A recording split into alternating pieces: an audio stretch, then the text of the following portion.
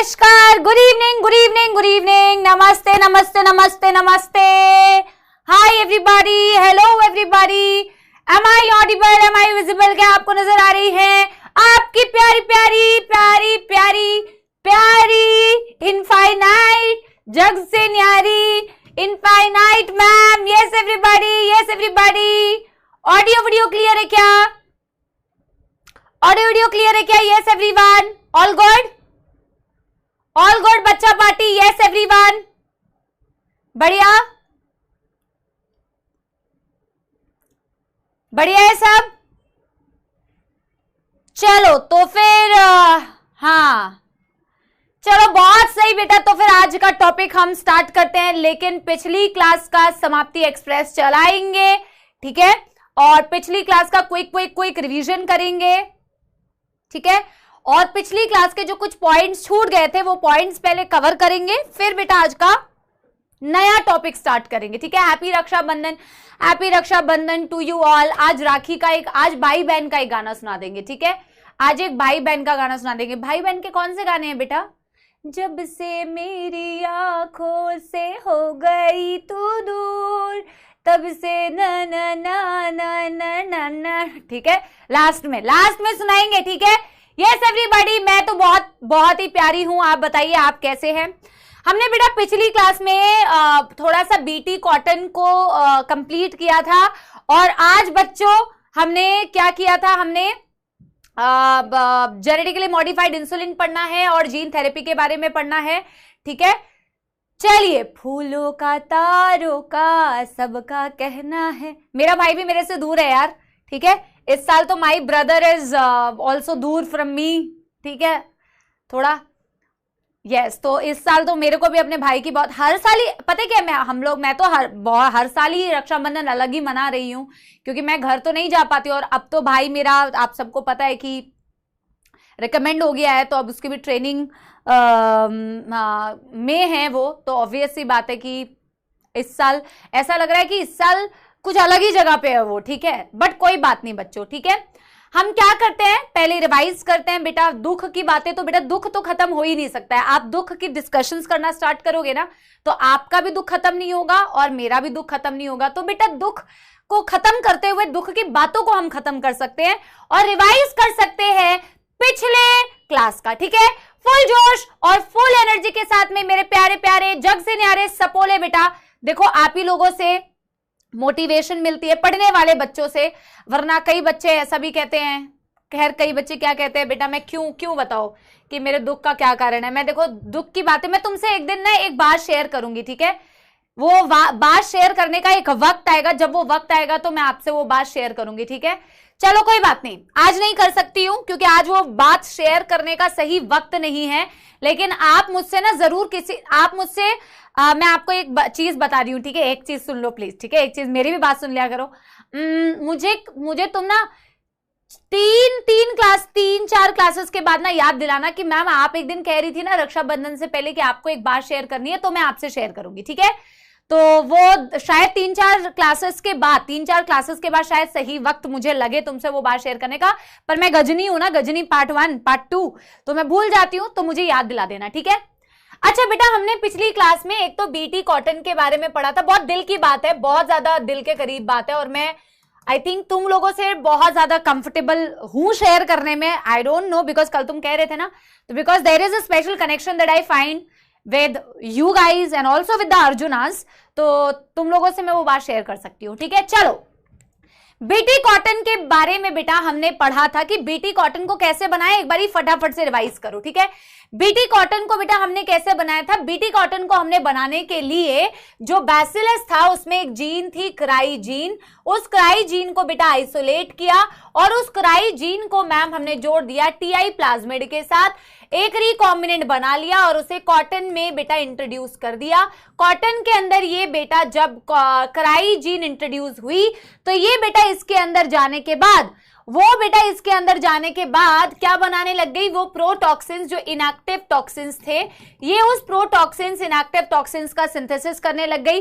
ये प्रोटॉक्सिन्स बेटा जो इनएक्टिव टॉक्सिन्स थे, जो आपके कॉटन प्लांट्स के अंदर बन रहे थे, जैसे ही बेटा इसको अरे यार बेटा, ओए बेटा शादी शादी मेरे जीवन का एक अल्टीमेट एम है बेटा। कैसे बेटा तुम मेरे को इतना ही समझ पाए? शादी से मेरा अभी दूर दूर तक का नाता नहीं है बेटा। शादी हटाओ भैया, जीवन का सबसे बाद का गोल होना चाहिए शादी बेटा। कैसी बातें करते हो यार, तुम तो अभी से शादी कर लो, ठीक है? मेरी भी करवाई दो तुम, ठीक है? प्रोटॉक्सिन्स बेटा, जब ये भाई साहब इसको फीड करने आते हैं, इंसेक्ट कॉटन बॉलवर्म, तो इसको जब फीड करते हैं तो इंसेक्ट के बेटा मिडगट के अंदर एल्केलाइन पीएच के अंदर बेटा ये प्रोटॉक्सिन्स एक्टिव टॉक्सिन्स में कन्वर्ट हो जाते हैं। और ये एक्टिव, पहले वो क्रिस्टलाइज्ड फॉर्म में थे जब तक वो इंसेक्ट के अंदर, जब तक वो बेटा प्लांट में थे। जैसे इंसेक्ट बेटा फीड करता है तो इंसेक्ट के बॉडी के अंदर एल्केलाइन में मीडियम में जाके बच्चों वो एक्टिवेट हो जाता है, सॉल्युबलाइज हो जाता है। उसके मिड गट के एपिथेलियल सेल्स को बेटा वो छेद क्रिएट करता है और बेटा उनमें स्वेलिंग करता है, उसकी लाइसिस करता है, इंसेक्ट का खात्मा हो जाता है। और मैंने आपको क्राई जीन्स याद रखने के लिए भी बेटा सिखाया था कि आपके एनसीईआरटी में मैंने आपसे कहा था क्राई जीन्स हम कौन से यूज कर रहे हैं, वो डिपेंड करेगा कि मैं कौन से बेटा पेस्ट से डील कर रही हूं, प्लस मैं कौन से क्रॉप से डील कर रही हूं, इस पर डिपेंड करेगा कि मैं क्राई जीन्स कौन सी यूज कर रही हूं, ठीक है? तो क्राई जीन में मैंने तुम्हें बताया था क्राई 1AB याद रखना। क्राई 1AB किसके लिए था बच्चा पार्टी? क्राई 1AB बेटा किसके लिए था? सारे बच्चे बता दो। यस, क्राई 1AB किसके लिए था? Cry 1AB was for corn borer, याद है? वेरी गुड दीपक बेटा, वेरी गुड शिवम, जाइनब और बहुत सारे बच्चों का आंसर आया है, ठीक है? Very good. Cry 1AB for बेटा corn borers and then cry 1AC, cry 2AB for cotton bollworms. और देखो मैंने कहा था कि तुम मेरे को कल बहुत ज्यादा बोल रहे थे कि गंदा तरीका है, तुम नहीं बोल रहे थे बेटा। सारे बच्चे कभी ऐसे होते ही नहीं है, कुछ बच्चे होते हैं जो दिल को दुखाते हैं, ठीक है? मेरा दिल दुखा पड़ा है अभी, तुम लोगों से नहीं दुखा है, ठीक है? छोड़ो। तो बेटा क्या हुआ, ये जीन्स हैं जो आपके एनसीईआरटी में दी हुई थी। फिर हमने बेटा पेस्ट रेजिस्टेंट प्लांट जो दूसरा बनाया था, आरएनए इंटरफेरेंस के बारे में पढ़ा था, जिसमें आधे बच्चों को मौत आ रही थी पढ़ते वक्त। उसको एक बार धीरे धीरे रिवाइज करते हैं, समाप्ति एक्सप्रेस को थोड़ा सा बेटा आज स्लो चलाते हैं, ठीक है? तो RNA interference is a gene silencing method, क्योंकि जब किसी को आप साइलेंट कर देते हो तो वो वायलेंट नहीं होता, ठीक है? तो साइलेंट किसको कर रहे हैं बच्चों? हम साइलेंट हम आरएनए को करते हैं। ऐसा क्यों? क्योंकि मैम हमने ना मॉलिक्यूलर बायोलॉजी में एक चीज पढ़ी है कि डीएनए से बनता है आरएनए और आरएनए से बनता है मैम प्रोटीन, ठीक है? और अगर मेरे को देखो किसी भी जगह पर किसी भी जैसे मैं टोबैको प्लांट्स का एग्जांपल दे रही थी कि टोबैको प्लांट्स में एक प्रॉब्लम हो रही थी, रूट नॉट डिजीज, ठीक है? रूट नॉट डिजीज, रूट में गांठें बन जा रही थी, तो वो रूट नॉट डिजीज कॉज कर रहा था एक नीमाटोडा, और मेरे को उस नीमाटोड से प्रॉब्लम थी मेलाडोगाइन इनकॉग्निशिया से।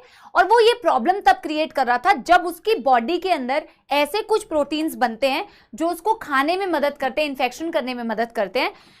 मेरे को उसी नीमाटोड को बेटा खात्मा करना है उसका, तो मेरे को उनके अंदर जो वो प्रोटीन्स बन रही है उन प्रोटीन्स को बनने से रोकना है, क्योंकि मैम अगर उनकी बॉडी के अंदर वो प्रोटीन्स बनेंगे तो ऑब्वियस ही बात है वो प्रोटीन्स जो हैं उसको फीड करने में हेल्प करेंगे। अगर फीड करने में हेल्प करेंगे बच्चों तो ऑब्वियसली वो फिर बेटा आतंक मचाएगा। तो मैंने क्या करना है मैम, मैंने जो उसका ये एमआरएनए है, जो सेंस एमआरएनए होगा मैम, क्योंकि सेंस एमआरएनए ही तो मैम प्रोटीन बनाएगा, मेरे को इसी सेंस एमआरएनए को साइलेंट कर देना है। इसी को हम आरएनए इंटरफेरेंस, आरएनए में इंटरफेरेंस हमने क्रिएट की, या जीन साइलेंसिंग बोलते हैं या एमआरएनए साइलेंसिंग बोलते हैं। ये एक बेसिक कॉन्सेप्ट है कि हमने जीन साइलेंसिंग का मतलब क्या किया, किसमें किया? टोबैको प्लांट्स में किया। क्या प्रॉब्लम हो रही थी? Root knot disease. कौन प्रॉब्लम क्रिएट कर रहा था? एक नीमाटोड। नीमाटोड मैम क्या नाम था? मिलाडोगाइन इनकॉग्निशिया। कैसे कर रहा था? क्योंकि मैम उसके बॉडी के अंदर एक प्रोटीन्स बनते हैं, जो प्रोटीन्स उसको फीड करने में हेल्प करते हैं। मैं उन्हीं प्रोटीन्स को बनने से रोकूंगी इनडायरेक्टली बाय इनहिबिटिंग और साइलेंसिंग द आरएनए।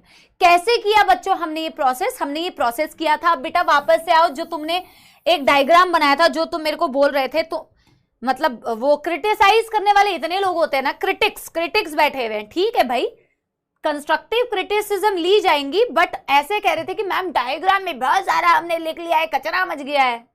तुम्हारे नोट्स में बेटा तुम कचरा ही मचाते हो, मैं क्या करूं? हाँ, बहुत सुंदर सुंदर नोट्स होते हैं तुम्हारे क्लास के बच्चों के, ऐसा बिल्कुल भी नहीं है, बहुत एक्सट्रीमली खूबसूरत notes, I have seen with my eyes.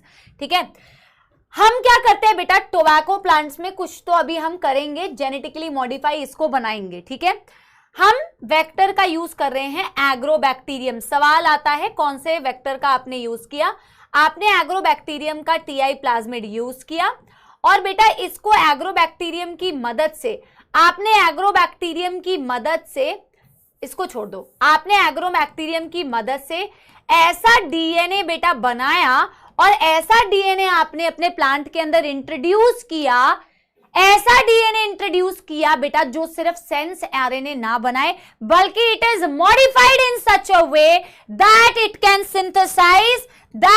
Synthesise sense mRNA as well as anti sense mRNA. और अगर सेंस और एंटी सेंस दोनों बनेंगे तो ऑफ कोर्स ये दोनों आपस में कॉम्प्लीमेंट्री होंगे, तो डबल स्ट्रैंडेड आरएनए बन जाएगा। हाँ कि ना एवरीबॉडी, हाँ कि ना एवरीबॉडी, राइट। हमने कहा था कि यार, हाँ डायग्राम कंप्लीट कर लिया, आप सिर्फ सुनो, रिवाइज हो रहा है ये। तो हम बेटा कुछ इस तरीके से आपके डीएनए को इंट्रोड्यूस करते हैं कि प्लांट के अंदर it can synthesise the sense mRNA as well as anti sense mRNA दोनों बना पाए, डबल स्ट्रैंडेड एमआरएनए बना पाए। और मैंने तुम्हें एक लाइन बताई थी ये पूरी स्टोरी पढ़ाने से पहले, दैट RNA silencing और gene silencing is the method of cellular defense in eukaryotic organisms. Eukaryotics के अंदर ये एक natural cellular defense mechanism होता है, ऑलरेडी एक defense mechanism होता है। भैया अगला ना ग्रीन टी भेज देना, ठीक है भैया। तो एक सेल्फ डिफेंस मैकेनिज्म होता है, ठीक है। कभी अगर बाय चांस वायरस का आरएनए आ जाए या कोई जंपिंग जीन्स होती हैं, मूवेबल जीन्स, ट्रांसपोजॉन्स बोलते हैं, वहां से कोई आरएनए आ जाए तो आप, और जो आपके आरएनए के कॉम्प्लीमेंट्री हो, और कॉम्प्लीमेंट अगर बन जाए, डबल स्ट्रैंडेड अगर आपका आरएनए बन जाए, तो उस वहां पे साइलेंसिंग का प्रोसेस स्टार्ट हो जाता है, एमआरएनए साइलेंसिंग, जीन साइलेंसिंग का प्रोसेस स्टार्ट हो जाता है, ठीक है। तो जीन साइलेंसिंग कैसे होती है वही चीज मैं आपको यहां पे समझाती हूं जो हमने इंट्रोडक्शन में आपको थोड़ा सा बताया था, ठीक है।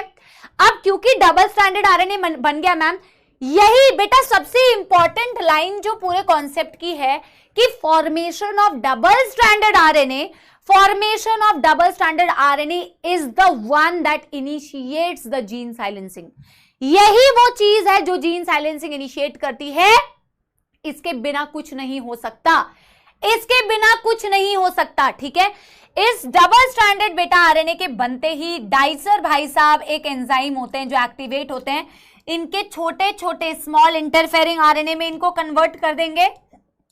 जैसे इनके बेटा स्मॉल इंटरफेरिंग एसआई आरएनए बन जाता है तो इसको कौन रिकॉग्नाइज करेगा बेटा, इसको रिकॉग्नाइज करेगा रिस्क का फुल फॉर्म मैम ने बताया था आरएनए इंड्यूस्ड साइलेंसिंग कॉम्प्लेक्स, जैसे ही बेटा रिस्क इसके साथ बाइंड करेगा तो रिस्क क्या करता है, आपके रिस्क जो है आपके सेंस एमआरएनए को उड़ा देगा, यानी कि क्लीव कर देगा, यानी रिस्क अब सिर्फ और सिर्फ एंटी सेंस एमआरएनए के साथ यहां पे प्रेजेंट है, और ये ढूंढता रहता है कि कोई सेंस एमआरएनए मिले तो मैं उसके साथ बाइंड करूं और डबल स्ट्रैंडेड बना दूं और फिर उसको फिर से मैं सेंस वाले को उड़ा दूं। ये ढूंढ रहा होता है एंटी सेंस मेरा कॉम्प्लीमेंट्री मिल जाए। इसका कॉम्प्लीमेंट्री तो बेटा ये जीन जो हमने इंट्रोड्यूस किया था, ये जो जीन हमने एग्रोबैक्टीरियम की मदद से इंट्रोड्यूस किया था, ये कौन से जीन थे बच्चों, नीमाटोड स्पेसिफिक जीन थे कि नहीं, है कि नहीं बच्चा party. Nematode specific gene were introduced with the help of the agrobacterium.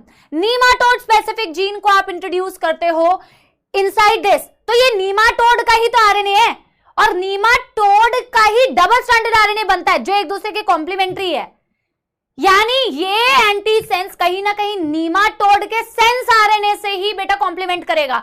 अब क्योंकि आपके इस बेटा प्लांट के अंदर रिस्क विद एंटी सेंस है, अब ये बेटा सपोला जो कि कौन है, नीमाटोड।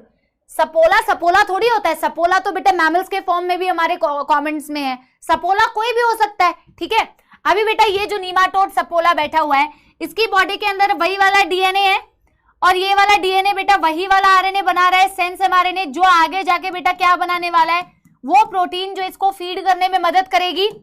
लेकिन अब जब इसको फीड करता है, जब भी इसको कोशिश करता है तो वो करने की, तो बेटा ये रिस्क विद एंटीसेंस इसके अंदर गया, रिस्क विद एंटीसेंस के अंदर गया, ये रिस्क एंटीसेंस और ये सेंस आपस में कॉम्प्लीमेंट करेंगे, फिर बेटा सेंस को उड़ा देंगे। सेंस उड़ जाएगा तो ऑब्वियस सी बात है, वेरी गुड वेरी गुड, बहुत सारे बच्चे सही आंसर दे रहे हैं। जब रिस्क बेटा सेंस को उड़ा देगा तो वो प्रोटीन्स इवेंचुअली बनेंगे ही नहीं जिन प्रोटीन से वो फीड करता है। तो दुख दर्द समस्या हमारी तो खत्म नहीं हो रही है, पर इसकी जरूर खत्म हो जाएगी बेटा। Done done done done done done done बेटा। मैं तुम्हें बता रही हूं हमने क्या क्या पॉइंट्स लिखे थे, ठीक है? यस एवरीबॉडी, ठीक है? पहले मुझे बता दो यस एवरीवन। हाँ,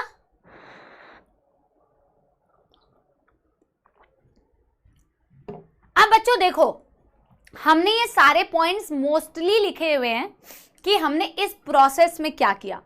एग्रोबैक्टीरियम का यूज करके एक डबल स्ट्रैंडेड इस तरीके से जीन को इंट्रोड्यूस किया, जो जीन दो डबल स्ट्रैंडेड आरएनए बना सकती है, जिससे डाइसर एक्टिवेट हुआ, जिससे रिस्क बना। रिस्क ने किसको उड़ाया, किसको नहीं उड़ाया, ठीक है। अब मैं आपको बेटा देखो कॉन्सेप्ट जानना जरूरी है। किसी किसी केस में ना, जैसे ये वाला कॉन्सेप्ट है ना, ये एनसीईआरटी में इतना अच्छा मैकेनिज्म दिया हुआ है, पर कॉन्सेप्ट को एक्सप्लेन ही नहीं किया। हर जगह एनसीईआरटी ऐसा नहीं करती है बच्चों, डेफिनेटली एनसीईआरटी की सीक्वेंसिंग सही नहीं होगी, कई जगह पे थोड़ा इनकम्प्लीट करती है, बट यहाँ पे काफी सारी चीजें उसने एक्सप्लेन नहीं की। बट बेटा जब पेपर देती है तो वो एनसीईआरटी से ही पेपर देती है। तो अब मैं लास्ट में ना कुछ बेटा बचे हुए जो इंपॉर्टेंट पॉइंट्स है जो आपको याद रखने हैं, सब कुछ पढ़ लिया है हमने, हो सकता है कोई पॉइंट्स रिपीट भी हो जाएं, बट मैं आपको लास्ट में वो बता रही हूं कि लास्ट में द मोस्ट इंपॉर्टेंट पॉइंट्स या पॉइंट्स टू रिमेंबर जो आपको लास्ट मोमेंट पे रिवाइज करने हैं, जो आपके पेपर में आने के सबसे ज्यादा चांसेस होंगे, ठीक है? तो मैं अब वो पॉइंट्स लिखा रही हूं, द मोस्ट इंपॉर्टेंट पॉइंट्स ऐसे कर देती हूं, ठीक है? Most important points. हो सकता है कुछ पॉइंट्स रिपीट हो जाए तो बेटा रोना नहीं है, ठीक है? कुछ पॉइंट्स रिपीट हो जाएंगे, कोई बात नहीं। तो नंबर 1 वेक्टर क्या था?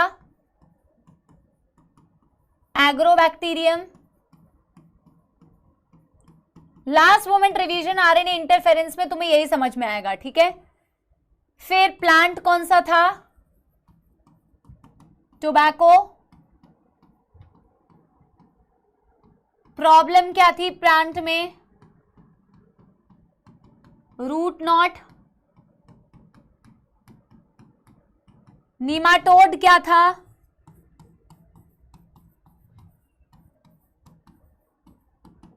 मिलाडोगाइन इनकॉग्निशिया।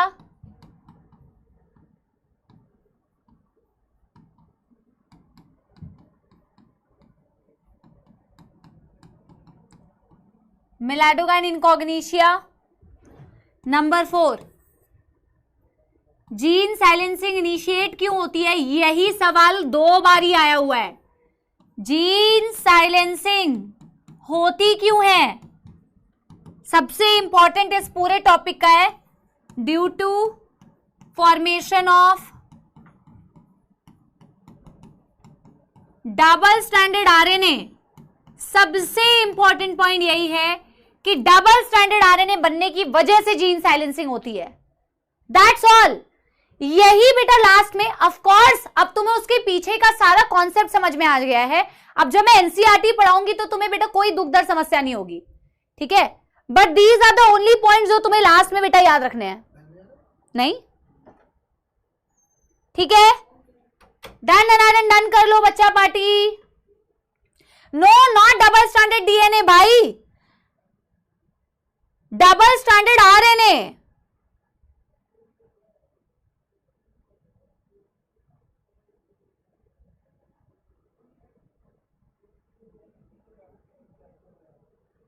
डन डन कर लो। आई थिंक अब तुम्हें कल से जब रिवाइज जाता है टॉपिक तो तुम्हें थोड़ा बेटर समझ में आया होगा, राइट? राइट?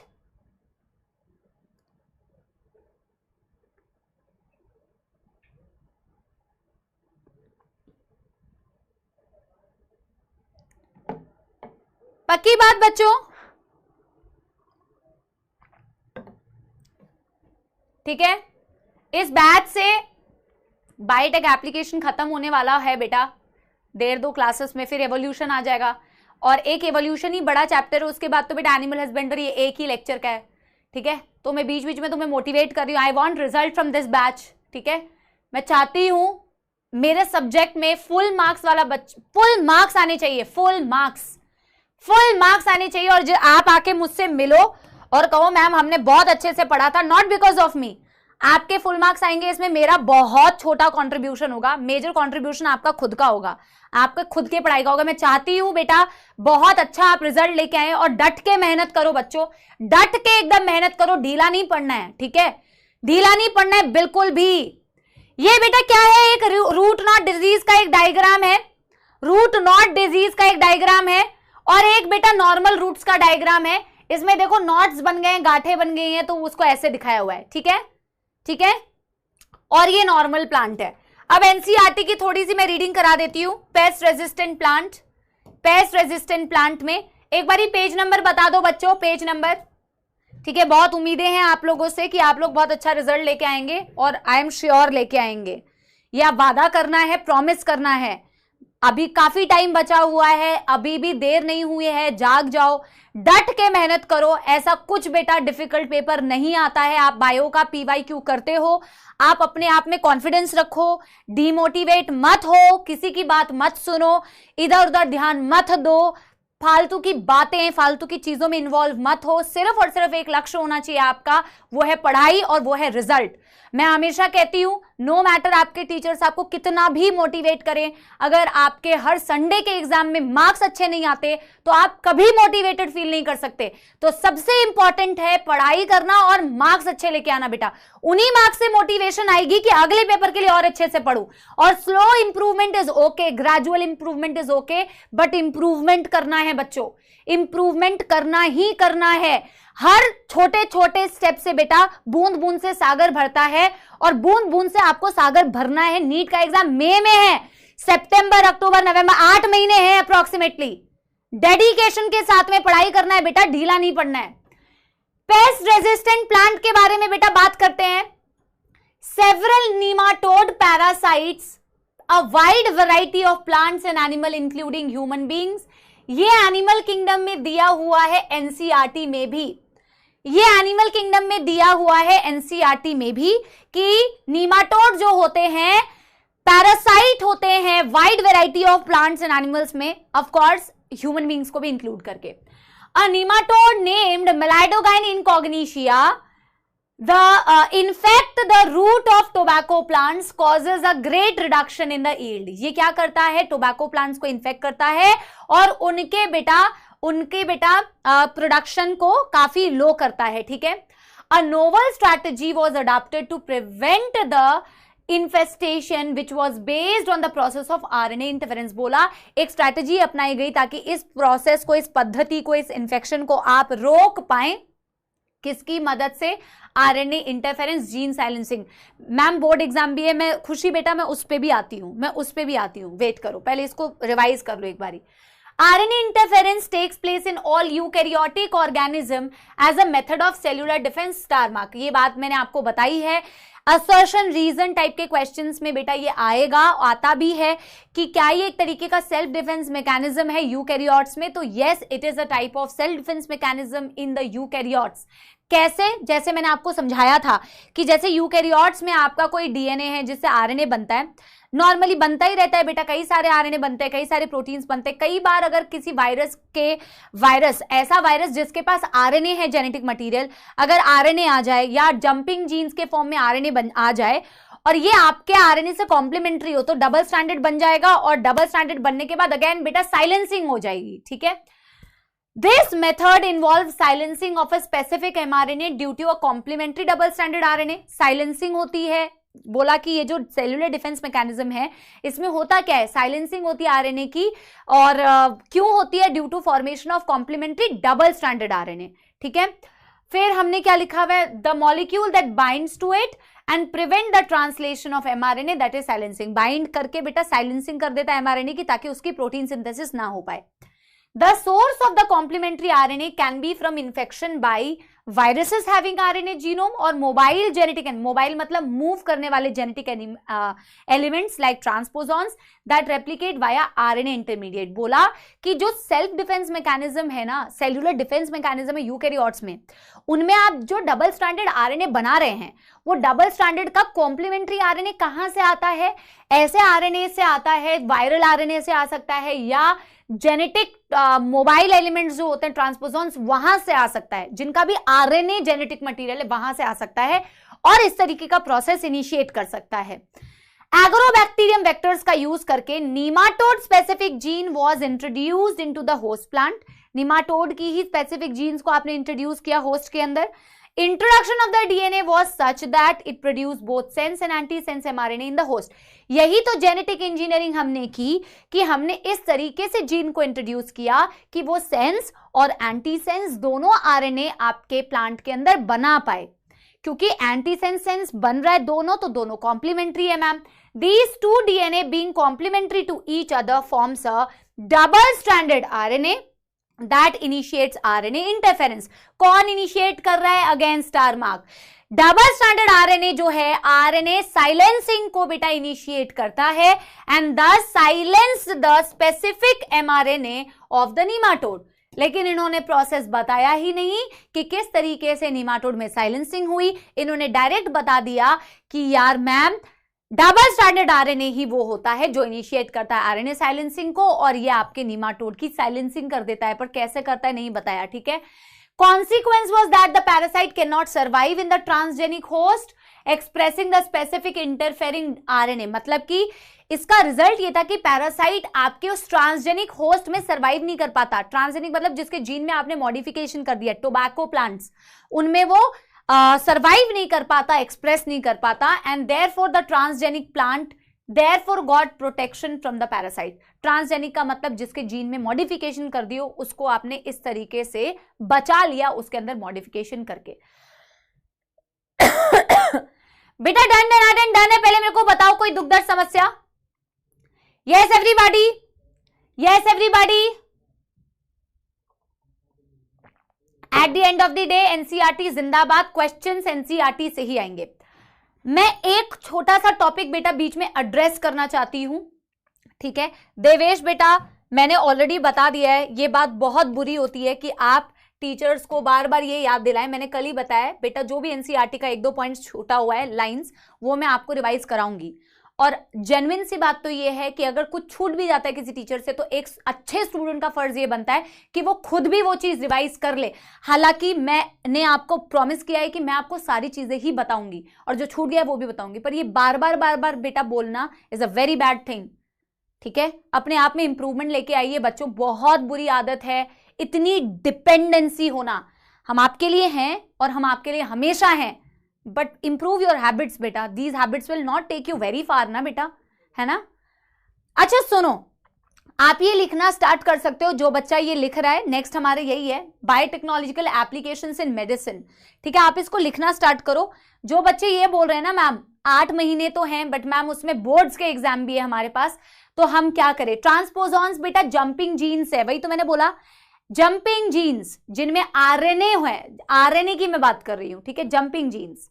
ठीक है, अच्छा जो बोर्ड्स के लिए बेटा परेशान है, मैंने आपको हमेशा से कहा है, आप किसकी तैयारी कर रहे हैं, आपको क्या करना है, बोर्ड्स में टॉप करना है या नीट को फोड़ना है और एमबीबीएस कॉलेज में एक सीट हासिल करनी है। हालांकि क्या मैम बोर्ड्स में अच्छे मार्क्स और आपके नीट एग्जाम को क्रैक करना दोनों साथ में पॉसिबल है क्या? बिल्कुल पॉसिबल है। मैंने हमेशा से आपसे कहा है, जो बच्चा सिर्फ बोर्ड्स की तैयारी कर रहा होता है ना, सिर्फ बोर्ड्स की तैयारी, उसको चिंता होनी चाहिए कि मैं नीट एग्जाम कैसे क्रैक करूंगी या कैसे क्रैक करूंगा, क्योंकि वो सिर्फ बोर्ड्स और थ्योरी पे फोकस कर रहा होता है या कॉन्सेप्ट्स पे फोकस नहीं करता है। और कॉन्सेप्ट पे फोकस नहीं करोगे तो नीट एग्जाम नहीं निकलेगा, even if it is NCERT based, but you have to go through the concept. कुछ बच्चे बेटा बोर्ड्स की तैयारी करते हुए भी कॉन्सेप्ट अपना बहुत स्ट्रांग बिल्ड करते हैं और वो क्रैक कर सकते हैं, एब्सोल्युटली कर सकते हैं। लेकिन जो बच्चा प्योरली बेटा नीट की तैयारी कर रहा है हमारे बैचेस से, उसको भी अगर ये टेंशन हो कि मैं बोर्ड्स की कैसे बेटा एग्जामिनेशन दूंगा, तो ये ये खराब बात है बच्चों। मैंने बार बार कहा है कि यस, हो सकता है कि आप लोगों को थ्योरी लिखने की आदत नहीं है, थ्योरी लिखने की आदत छूटी हुई है, उसके अलावा आप में कोई भी फॉल्ट नहीं है बेटा। आप में एक मतलब बिंदु मात्र भी आप में कोई दिक्कत नहीं है। अगर आप यहां कॉन्सेप्ट्स अच्छे से पढ़ रहे हो तो एक प्रॉब्लम जो सिर्फ आप लोगों के साथ है, जो शायद आप फील करते हो, जिसकी वजह से आपको लगता है कि हमारे पास बोर्ड्स भी है देने के लिए, वो ये है कि आपको सब्जेक्टिव लिखने की आदत छूट गई है। तो ये आदत कौन बनाएगा बेटा, मैं या आप खुद बनाएंगे? आप खुद को पता है कि क्या प्रॉब्लम है। मैंने हमेशा से कहा था आपसे कि जब पढ़ाई करते हो तो लिख लिख के प्रैक्टिस किया करो। अगर लिख लिख के पढ़ते तो आज शायद मैं हमेशा ये भी कहती थी, बेटा एक बारी तूने कोई टॉपिक पढ़ लिया ना, फिर किताब को एक बारी बंद करके एक बारी लिखने की कोशिश करना। आज ये चीज ट्राई करना। कई बच्चे कहते हैं कि मैम हमारे ना एग्जाम में अच्छे नंबर नहीं आए, लेकिन हमने पढ़ा सारा कुछ था मैम, और हमने बहुत बार पढ़ा था, फिर भी हमारे अच्छे नंबर नहीं आए। हमें याद भी था। एक बारी कोई टॉपिक जो तुम्हें लगता है ना तुमने बहुत अच्छे से पढ़ लिया है, उसको पढ़ने के बाद ना बेटा, जब तुम्हें लगे कि अब तो याद हो गया है, उसको बंद करके ना एक बारी लिखने की कोशिश करना और फिर अपने कंटेंट से मैच करना। कितनी सारे पॉइंट्स छूट जाते हैं, कितने सारे पॉइंट्स छूट जाते हैं। ठीक है, तो मैम प्रॉब्लम हिंदी और इंग्लिश सब्जेक्ट से है। अच्छा अभी मैं बताती हूँ, सुनो। लिख लिख के प्रैक्टिस करने की आदत डालो एटलीस्ट अपने सब्जेक्ट्स में। तो बेटा मुझे नहीं लगता कि अगर रिटन की प्रैक्टिस कर लो तो उसके लिए बहुत ज्यादा एक्स्ट्रा एफर्ट्स लगेंगे, नहीं लगना चाहिए बेटा। आपका ध्यान नीट की तैयारी में होना चाहिए और नीट की तैयारी से बोर्ड्स ऑटोमेटिकली इजी हो जाता है। कुछ सब्जेक्ट जो आप बोल रहे हो हिंदी और इंग्लिश, ठीक है, इसकी बेटा आई थिंक बहुत सारी प्रैक्टिस की भी किताबें आती है, सैंपल पेपर्स भी आते हैं। और मैं आपको एक बात बताऊं बेटा, अगर आप प्रॉब्लम ढूंढना चाहो किसी इंसान में, अगर आप प्रॉब्लम ढूंढना चाहो अपने जीवन में, तो प्रॉब्लम्स निकलती हुई आएंगी। आप अगर सोल्यूशन ढूंढने के लिए जाओगे ना बेटा, तो आपको सोल्यूशन भी मिलेगा, बशर्ते आप सोल्यूशन ढूंढना चाहते हो। तो आप सोल्यूशन ढूंढो, आप सिर्फ प्रॉब्लम्स मत गिनाओ कि मेरे पास ये प्रॉब्लम्स है, मैं कैसे करूंगा। नहीं, आपके पास बहुत सारे सैंपल पेपर्स होंगे बेटा। आपके पास सैंपल पेपर्स है एज एन एग्जांपल। आप सैंपल पेपर्स देखो, एटलीस्ट कुछ तो हेल्प मिलेगी ना यार। ठीक है, बहुत सारी हेल्प बेटा आपको मिल सकती है, बट बेटा उसका लोड लेके आप यहां पे अपने आप को डिमोटिवेट और डिस्करेज मत करो। अभी फोकस भटकाओ मत बेटा। आपको पता है आप 5 साल के बाद ना, 3-4 साल के बाद ही आप सोचेंगे कि मैं इतनी छोटी सी चीज के लिए चिंतित हो रही थी, काश मैं उसके लिए कम फोकस करती, और एक्चुअल में टीचर्स जो बोल रहे थे कि बेटा इस चीज पे ध्यान दे, वो तो निकल ही जाएगा साथ में, तो शायद मैं और बेटर रिजल्ट ला पाता। ठीक है, मेरी बात समझ गई? Yes everybody? तो बेटा जी सोल्यूशन निकालने की कोशिश करो।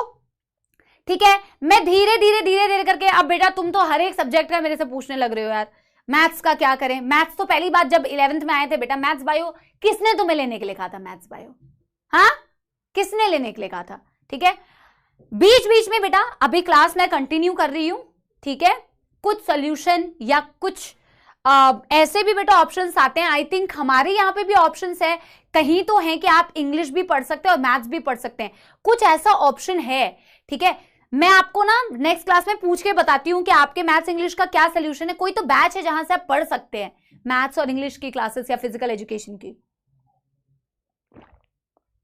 बट फिलहाल बच्चों बात मुद्दे की यही है, दिमाग को ना बेटा एकदम ऐसे बिल्कुल डाउट मत करो, सेल्फ डाउट मत करो, टीचर पे डाउट मत करो। ठीक है, और बिल्कुल अटेंशन के साथ में जिस वक्त में जो काम कर रहे होते हो ध्यान करना होता है, उस पर फोकस करना होता है। जब हम ध्यान से कोई चीज करते हैं ना, जब ध्यान लगा के कोई चीज करते हैं, तो बेटा वो चीज तो एटलीस्ट आप ईमानदारी से अच्छे से कर पाएंगे। और ध्यान अगर भटका, हमेशा यही होता है, दुर्घटना घटी। ध्यान क्या होता है, वो क्या होता है? दुर्घटना घटी।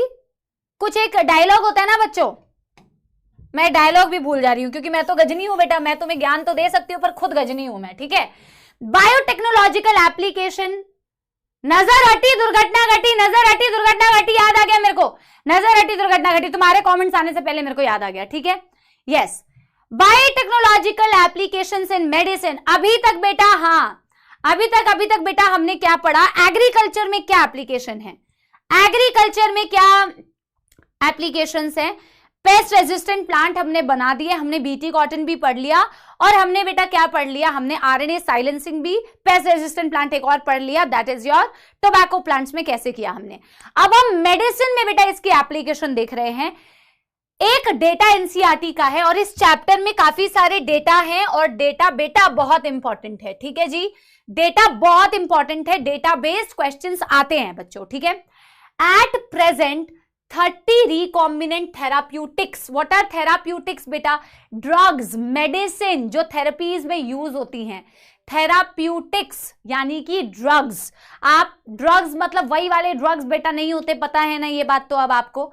तो आज के डेट में जब से एनसीईआरटी ने अपने आप को अपडेट नहीं किया है तब से बेटा 30 रिकॉम्बिनेंट थेराप्यूटिक्स बेटा अप्रूव किए हैं ह्यूमन यूज के लिए, बट ये वर्ल्ड वाइड डेटा है और इनमें से 12 को हम प्रेजेंटली इंडिया में उसकी मार्केटिंग कर सकते हैं। Out of this 30, 12 is being currently marketed in India, ठीक है। अब बच्चों मेडिसिन के फील्ड में क्या एप्लीकेशन है बायोटेक्नोलॉजी की, तो मेडिसिन के फील्ड में सबसे इंपॉर्टेंट जो मैंने आपसे कहा था, हम पढ़ेंगे जेनेटिकली मॉडिफाइड इंसुलिन। क्यों बच्चों, जैसी डिमांड होती है वैसी सप्लाई होती है। यस एवरीबॉडी, जैसी डिमांड वैसी सप्लाई, डिमांड और सप्लाई वाली सिचुएशन है, ठीक है। तो डिमांड और सप्लाई में भैया डायबिटीज की सिचुएशन इतनी भयंकर है कि ऑफकोर्स डायबिटीज को ट्रीट करने के लिए इंसुलिन बना अगर हमने दिया, जो कि बनाया गया है, कैसे बनाया है मैं आपको पढ़ाऊंगी, तो मैम प्रॉब्लम का समाधान हो जाएगा। नंबर 2 बेटा जो आपको इस चैप्टर में मैं आपको यहां पे लिखवाई देती हूं कि मेडिसिन के फील्ड में आपको इस चैप्टर में क्या क्या एप्लीकेशंस पढ़नी है, आप लिखिए इसको। नंबर 1 बेटा जिसके बारे में हम पढ़ेंगे that is genetically modified insulin. Number 1 बेटा हम क्या पढ़ेंगे, जेनेटिकली मॉडिफाइड इंसुलिन। नंबर 1 बेटा क्या पढ़ेंगे, जेनेटिकली मॉडिफाइड इंसुलिन। नंबर 2 बेटा जो एप्लीकेशन हमें पढ़नी है दैट इज जीन थेरेपी। भाई किसी के अंदर अगर कोई जीन खराब है, डिफेक्टिव है, तो उसकी भी थेरेपी की जा सकती है। गलत जीन अगर है, खराब जीन अगर है, उसको सही जीन से रिप्लेस कर देना, ठीक है। एंड नंबर 3 बेटा जो हम इसमें पढ़ेंगे एप्लीकेशन में मेडिसिन के फील्ड में, डायग्नोसिस टेक्निक। आप सबको तो आज के डेट में पता ही है डायग्नोसिस बेटा, मॉलिक्यूलर डायग्नोसिस, जहां हम पीसीआर के बारे में पढ़ेंगे कि पीसीआर को कैसे यूज किया जा सकता है डायग्नोसिस के लिए। एलाइजा, एलाइजा किधर को पढ़ा है मेरे सपोर्ट हो, यस एवरीबॉडी, किधर को पढ़ा है बेटा, किधर को पढ़ा है आपने एलाइजा के बारे में, जल्दी जल्दी बताइए और फुल फॉर्म भी बताइए, मैंने आपको कहीं तो पढ़ाया है, ठीक है। एलाइजा के बाद बेटा एक और आपको पढ़ना है ऑटो रेडियोग्राफी। तो इस चैप्टर में बच्चों आपको ये सारी चीजों के बारे में पढ़ाई लिखाई करनी है इस चैप्टर के लास्ट में। एड्स में कैंसर में नहीं, एड्स में पढ़ा है आपने, एड्स में।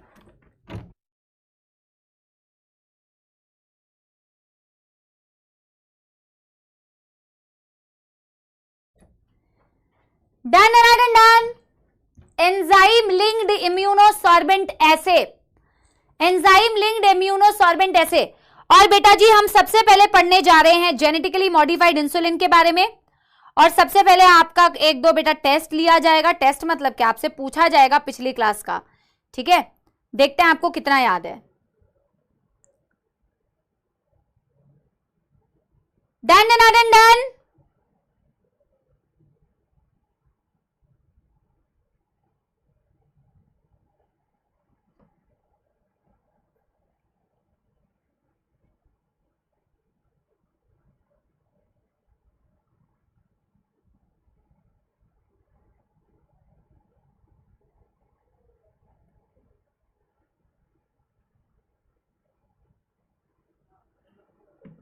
पक्की बात,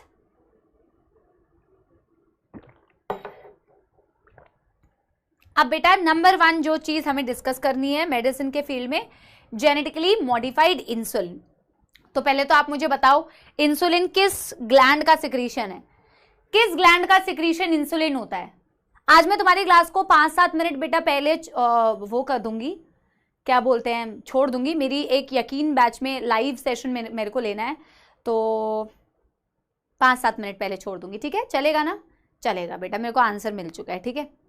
पैंक्रियाज, ठीक है, पैंक्रियाज। पैंक्रियाज में बेटा वो पार्ट बता दो जो एंडोक्राइन पार्ट होता है, उसको क्या बोलते हैं, what is that endocrine part called as. Endocrine part किसे कहते हैं, किसे कहते हैं। आपका एंडोक्राइन पार्ट होता है 1%, आपका एक्सोक्राइन पार्ट होता है 99%। ठीक है, एक्सोक्राइन पार्ट जो होता है पैंक्रियास का, क्योंकि पैंक्रियास तो एक तरीके का मिक्स्ड ग्लैंड है, हेटेरोक्राइन ग्लैंड है। किसी को याद नहीं है ये? याद नहीं है आइलेट्स ऑफ लैंगरहैंस? ठीक है, अच्छा चलो, पहले तो बेटा कई बच्चे जिनको बिल्कुल 11th का कुछ याद नहीं है, वो एक नोट डाल के पहले यही लिख लो भाई।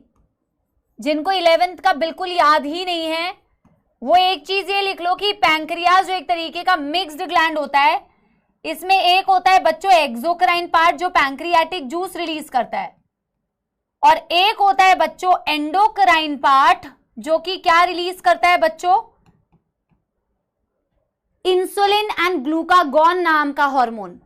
तो एंडोक्राइन पार्ट को बोलते हैं आइलेट्स ऑफ लैंगरहैंस। जिनको बिल्कुल ही नहीं पता है आप लिख लो, कोई नहीं। एंडोक्राइन पार्ट को बोलते हैं आइलेट्स ऑफ लैंगरहैंस। ठीक है, देखो यहां पे एक्सोक्राइन पार्ट के बारे में मैं नहीं बता रही हूं क्योंकि कोई जरूरत नहीं है। जब 11th का रिवीजन होगा तो आपका रिवीजन तो होगा ही। एसिनार सेल्स बोलते हैं या सेल्स ऑफ एसिनाई बोलते हैं जो पैंक्रियाटिक जूस रिलीज करता है। आइलेट्स ऑफ लैंगरहैंस में बेटा दो टाइप के सेल्स आपसे मैं पूछना चाह रही हूं। एक होते हैं बेटा क्या? अल्फा सेल्स, और एक होते हैं बच्चों क्या? Beta cells. एक होते हैं अल्फा सेल्स, एक होते हैं beta cells. Alpha cells and beta cells. Alpha cells को ए सेल्स बोलते हैं, बीटा सेल्स को बी सेल्स बोलते हैं। ये वो सेल्स होते हैं बेटा जो इंसुलिन बनाते हैं, जो इंसुलिन सिक्रीट करते हैं, और बेटा ये वो सेल्स होते हैं जो क्या सिक्रीट करते हैं? ग्लूकागॉन। ये वो सेल्स होते हैं जो ग्लूकागॉन सिक्रीट करते हैं। ठीक है, हाँ, डेल्टा और पीपी सेल्स के बारे में मैं नहीं बता रही हूं, मैं सिर्फ अल्फा और बीटा सेल्स के बारे में बता रही हूं। ठीक है, कहने का मतलब ये है कि ये हार्मोन का सोर्स तो सबसे पहले बेटा आपको पता होना चाहिए कि ये हार्मोन कहां से आया। इंसुलिन जो हार्मोन है वो पैंक्रियास का सिक्रीशन होता है, और ये आपके ब्लड ग्लूकोज लेवल को बढ़ाता है या घटाता है? ये ब्लड ग्लूकोज लेवल को बढ़ाता है या घटाता है बच्चों? This is a hypoglycaemic hormone.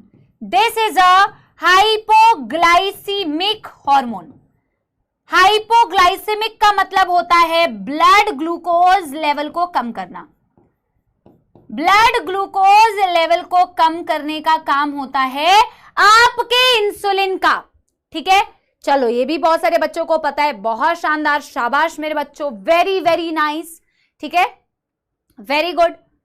Insulin hormone का काम है ब्लड ग्लूकोज लेवल को कम करना। किसका हार्मोन है बच्चों? पैंक्रियास का। आइलेट्स ऑफ लैंगरहैंस का सिक्रीशन है। अब हमें क्या करना है? जेनेटिकली मॉडिफाइड इंसुलिन की बात करनी है। ये सोच में क्यों आया, कैसे बनाया जेनेटिकली मॉडिफाइड इंसुलिन, किस में बनाया, किसने बनाया और कब बनाया? ठीक है, बहुत सारे सवाल हो गए। पहले ना बेटा इंसुलिन को ना ह्यूमन में जो डायबिटीज मेलाइटस की कंडीशन है, दो तरीके के बेटा डायबिटीज अलग अलग टाइप के है। डायबिटीज इंसिपिडस होता है एक, जो वैसोप्रेसिन, जो 11th का रिवीजन जब होगा तो आपको पढ़ाया जाएगा। ठीक है, एक है डायबिटीज मेलाइटस। मेलाइटस वो कंडीशन होती है, ये भी बेटा दो टाइप की होती है हालांकि, पर आपकी एनसीईआरटी में इसकी पीएचडी तो कराई नहीं है। तो आप सिंपली एक बात याद रखो, जो डायबिटीज मेलाइटस के पेशेंट्स होते हैं उनमें ग्लूकोज का लोचा हो रहा है। ठीक है, उसमें ग्लूकोज का बेटा लोचा हो रहा है, क्यों? इंसुलिन में प्रॉब्लम है। मैं एक जनरल आपको बता रही हूं जो आपको पता होगा। ठीक है, अब ऐसे पेशेंट्स को बेटा जिनमें आपका ब्लड ग्लूकोज लेवल रेगुलेट ही नहीं हो पा रहा, क्योंकि इंसुलिन का काम है ब्लड ग्लूकोज को कम करना। अब अगर इंसुलिन नहीं है आपके पास या कम सिक्रीट हो रही है तो ब्लड ग्लूकोज लेवल जो है धीरे धीरे धीरे धीरे बढ़ने लगेगा। हाँ कि ना एवरीबॉडी? ठीक है, मैं क्या कह रही हूं कि अगर किसी इंसान को डायबिटीज मेलाइटिस है और मैं कह रही हूं कि उनमें इंसुलिन में प्रॉब्लम है, इंसुलिन कम सिक्रीट हो रहा है या इंसुलिन नहीं बन पा रहा है, तो उनका ब्लड ग्लूकोज लेवल हमेशा हाई रहेगा। डायबिटीज के पेशेंट्स को इंसुलिन के इंजेक्शंस लेने पड़ते हैं। ठीक है, और भी बहुत सारी बेटा अलग अलग टाइप की डायबिटीज है तो उसको ट्रीट करने का अलग अलग सोल्यूशन है। बट इन जनरल अगर मैं कह रही हूँ जिसमें इंसुलिन नहीं बन रहा है तो उनको इंसुलिन के इंजेक्शंस लेने पड़ेंगे ब्लड ग्लूकोज को कम करने के लिए। लेकिन ये इंसुलिन हम कहाँ से लेके आए? हम ये इंसुलिन जो इंसानों को जरूरत है, डायबिटिक पेशेंट्स को जरूरत है, ये कहां से लेके आए? तो पहले पिग्स में से और कैटल्स में से इसको निकाला जाता था। पिग्स और कैटल्स में से इससे बेटा निकाला जाता था।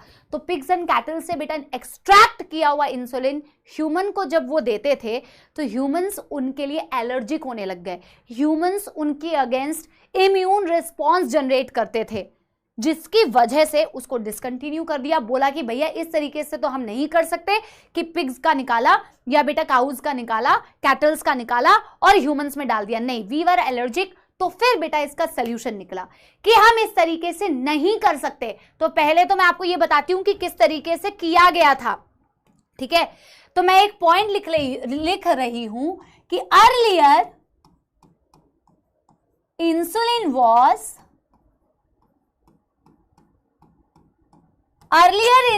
was extracted from pigs, cattle, and then introduced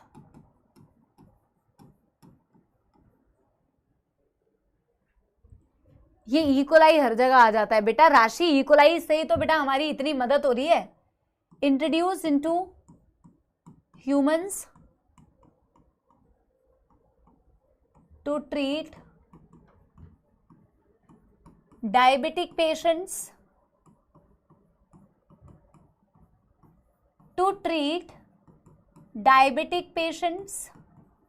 ठीक है, but it caused allergic reactions and generated an immune response.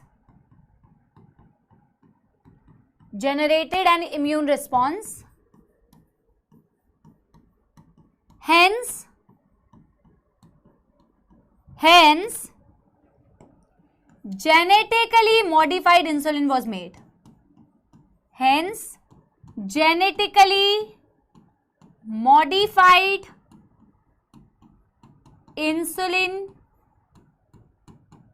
Was constructed. इसी का सोल्यूशन क्या निकाला कि जेनेटिकली मॉडिफाइड इंसुलिन को बनाया जाए। किसने बनाया, कैसे बनाया, उसको पढ़ाने से पहले आपको यह बताना पड़ेगा कि इंसुलिन की शक्ल कैसी दिखती है, ठीक है। पहले यहां तक बच्चों डन कर लो।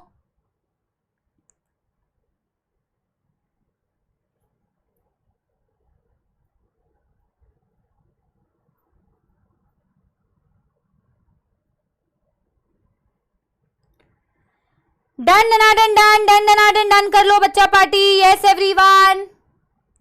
अब हम देखेंगे कि इंसुलिन एक्चुअल में कैसा दिखता है, ठीक है।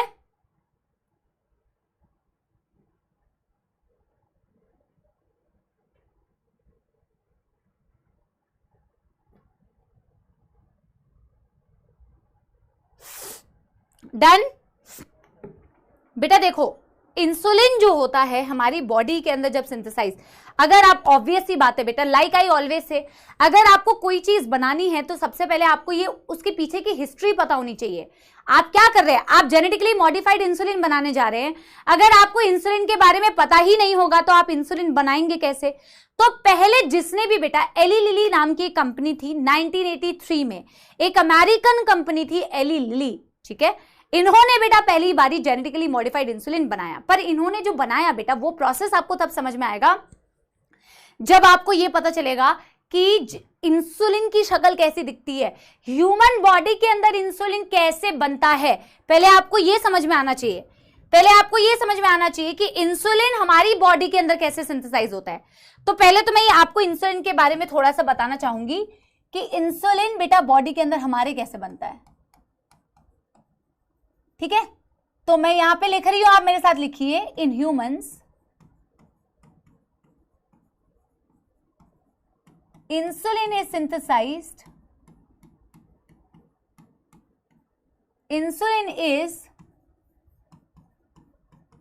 synthesized as pro-insulin immature with A, C, B chains. बेटा इंसुलिन का नेचर क्या है? इंसुलिन एक्चुअल में है क्या? कार्बोहाइड्रेट, लिपिड, क्या है insulin? What is insulin? Later it gets matured where C chain is removed, only A and B are linked. Proteinaceous. It's a proteinaceous hormone. एक बच्चा कह रहे लप्पू सा है प्रोटीन है, लप्पू सा है इंसुलिन कह रहे हैं। भाई प्रोटीन प्रोटीन है, insulin is a protein. Yashraj बेटा कैसी बातें कर रहे हैं आप? ठीक है, इंसुलिन एक प्रोटीनिशियस हार्मोन है। बोला कि भैया हमारी बॉडी के अंदर जीन होती है। बच्चों देखो, हमारी बॉडी के अंदर इंसुलिन की जीन है। हमारी जीन से ही बेटा डीएनए से आरएनए बनेगा, आरएनए से ही प्रोटीन बनेगा। ठीक है, अब हमारी बॉडी के अंदर जीन है इंसुलिन की ए,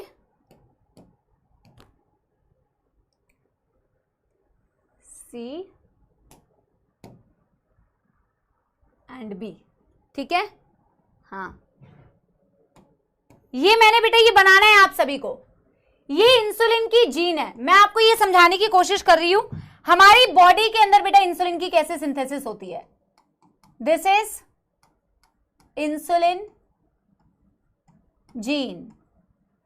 इस इंसुलिन जीन से बेटा डीएनए, डीएनए से क्या बनेगा? डीएनए से आरएनए बनेगा, राइट। इंसुलिन जीन, इससे बेटा पहले इमेच्योर इंसुलिन बनता है। पहले इमेच्योर इंसुलिन बनता है। कैसे? अभी देखो,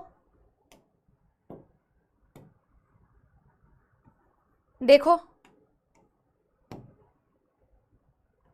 ए, सी एंड बी। ये डायग्राम बनाना है सभी को। A chain, C chain and B chain.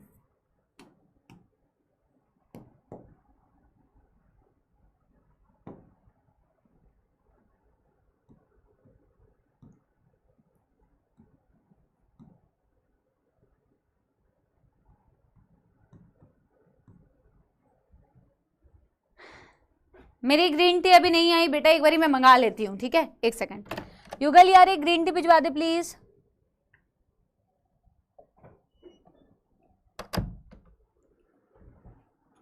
एक ग्रीन टी भिजवा देना यार प्लीज। वनस्ट्री बेटा it's good that you know, but उसकी जरूरत नहीं है। ठीक है, हमें नंबर ऑफ मतलब अमीनो एसिड्स नहीं पता करने।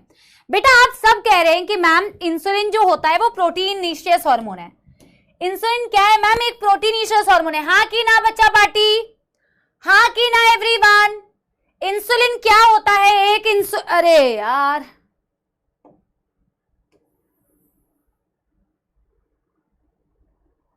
इंसुलिन क्या होता है बच्चों? इंसुलिन क्या होता है बच्चों? Insulin is a proteinaceous hormone है। प्रोटीनिशियस हार्मोन प्रोटीन है तो बच्चों किसके बने होंगे? Amino acid, amino acid, amino acid, biomolecules की याद आ रही है? बायोमोलिक्यूल्स की याद आ रही है? Protein is a Mala of amino acid. जैसे मोती की माला होती है ऐसे अमीनो एसिड की माला होती है, राइट। हमें नहीं पता करना कि और जो हम चेन बोल रहे हैं ये सोने चांदी की चेन नहीं है बेटा। ना चाहूं सोना चांदी, ना चाहूं हीरा मोती, ये मेरे किस काम के, मैं तो हूं इंसुलिन, मैं चाहूं अमीनो एसिड। ठीक है, चलिए जी उस पर ध्यान मत दीजिए। एक प्रोटीन की चेन है ए चेन, एक प्रोटीन की, और बेटा ये इसी तरीके से जुड़ी होती है। अपने मन से एबीसी मत करना, ये एसी भी है, इस तरीके से जुड़ी होती है। ये इंसुलिन की जीन है जिससे बेटा आगे जाके एक इमेच्योर इंसुलिन बनता है, जिस इमेच्योर इंसुलिन को बोला जाता है pro insulin. This is the inactive form of insulin, this is immature insulin, जिसमें आपको 3 प्रोटीन की चेन दिख रही है, A C B, A chain, C chain, B chain, इसी सीक्वेंस में अटैच्ड होती है। अरे हाँ, A chain, C chain and B chain इसी तरीके से जुड़ी होती है, बट ये इमेच्योर चेन होती है। ये एक इमेच्योर चेन होती है। जब बेटा आप इस इंसुलिन को आप नहीं करते, आपकी बॉडी के अंदर इंसुलिन पहले इनएक्टिव फॉर्म में, इमेच्योर फॉर्म में रिलीज होती है, फिर बेटा इसमें पोस्ट ट्रांसलेशनल मॉडिफिकेशन होते हैं। पोस्ट ट्रांसलेशनल का मतलब ट्रांसलेशन तो हो चुका है, प्रोटीन तो बन चुका है, अब इसमें मॉडिफिकेशन होती है। जब इसमें बेटा मॉडिफिकेशन होती है तब जाके ये एक मैच्योर इंसुलिन में कन्वर्ट होता है, और एक मैच्योर इंसुलिन के अंदर सी पेप्टाइड, सी चेन नहीं होता मेरे बच्चे, सी चेन नहीं होता। इसमें सिर्फ और सिर्फ ए और बी चेन, इसमें सिर्फ और सिर्फ बेटा ए और बी चेन होते हैं, जो डाइसल्फाइड बॉन्ड से जुड़े होते हैं। जो मैंने एसएस करके बना रखा है ना बेटा, ये डाइसल्फाइड बॉन्ड है। आपसे पूछा जाता है प्रोटीन की चेन किस बॉन्ड से जुड़ी है, तो बेटा देखो मैंने एक डाइसल्फाइड बॉन्ड, डाइसल्फाइड बॉन्ड क्या होता है, एक तरीके का कोवेलेंट बॉन्ड है, एक तरीके का कोवेलेंट बॉन्ड है। कोवेलेंट बॉन्डिंग होती है डाइसल्फाइड बॉन्डिंग, अमीनो एसिड्स के बीच में होती है।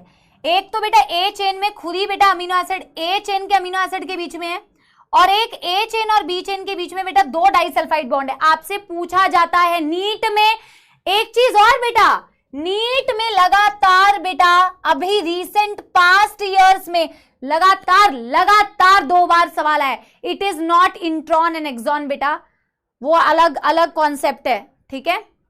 अभी सुनो ये, ठीक है, सुनो सारा कुछ भाई, मिथ्यूनिन और ये और वो फलाना सब कुछ बेटा यहीं पे कर लो। सुनो यहां, नहीं मैं बड़ा नहीं लिख सकती, पुष्पा में झुकेगा नहीं, मैं बड़ा लिखेगा नहीं, मैं ऐसे ही लिखेगा, मेरा हैंडराइटिंग बहुत ही गंदा पुष्पा, ठीक है।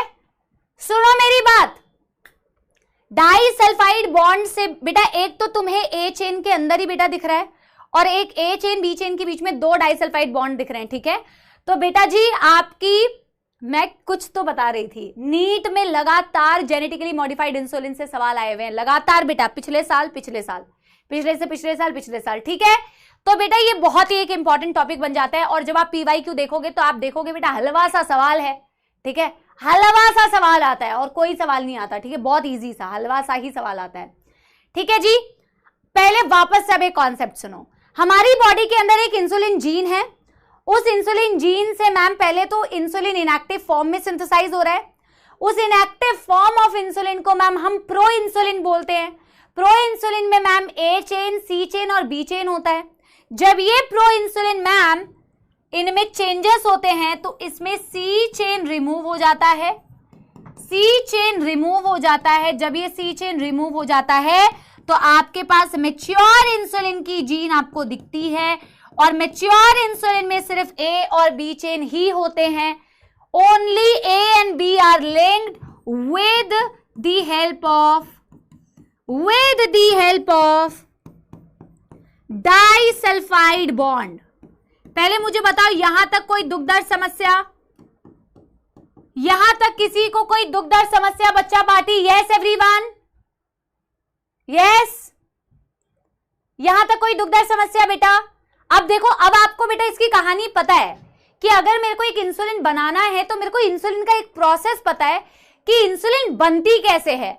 अब बेटा एली लिनी ने इसी का बेटा फायदा उठाया और अपना दिमाग लगाया, फायदा उठाने से कुछ नहीं होता है, अपना दिमाग लगाया और दिमाग लगा के बेटा उन्होंने किस तरीके से इंसुलिन बनाया, यही मैं आपको अभी एक्सप्लेन करने वाली हूं। पहले मुझे बता दीजिए कोई दुख दर्द समस्या यहां तक, या डन कर लिया आप लोगों ने, लिख लिया है? यस यस, डन कर लिया है?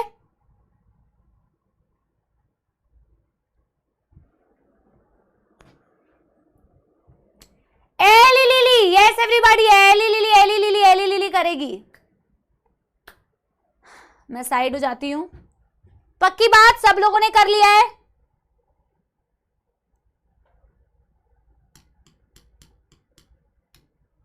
अरे यार चलिए, सुंदर से नोट्स बन रहे होंगे बेटा इसके, तो बहुत अच्छे प्यारे प्यारे जग से न्यारे नोट्स बनते हैं, ठीक है। अब बेटा हाउ इट वॉज कंस्ट्रक्टेड, तो मैं क्वेश्चन लिख रही हूं, how the genetically modified insulin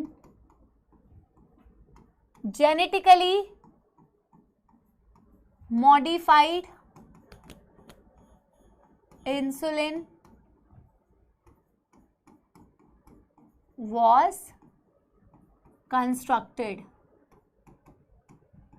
genetically modified insulin कैसे कंस्ट्रक्ट किया गया था, ठीक है,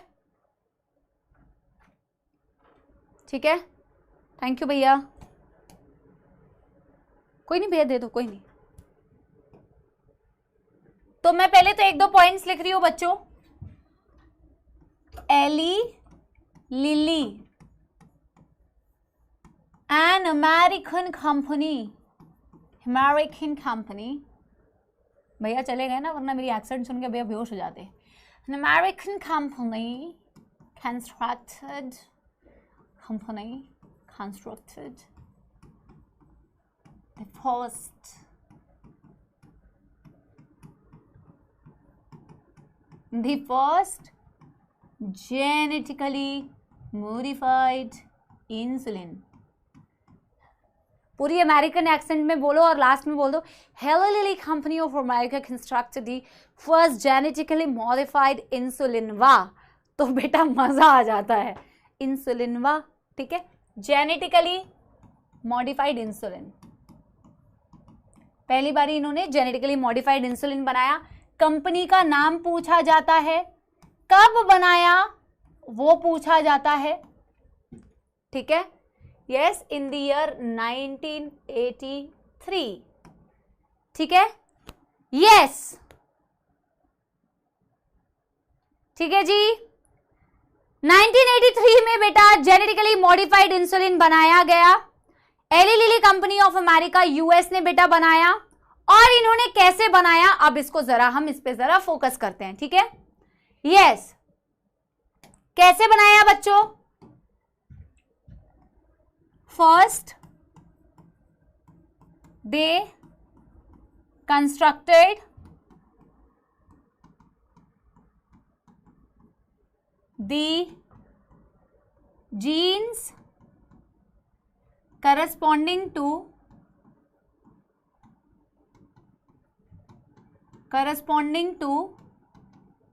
human insulin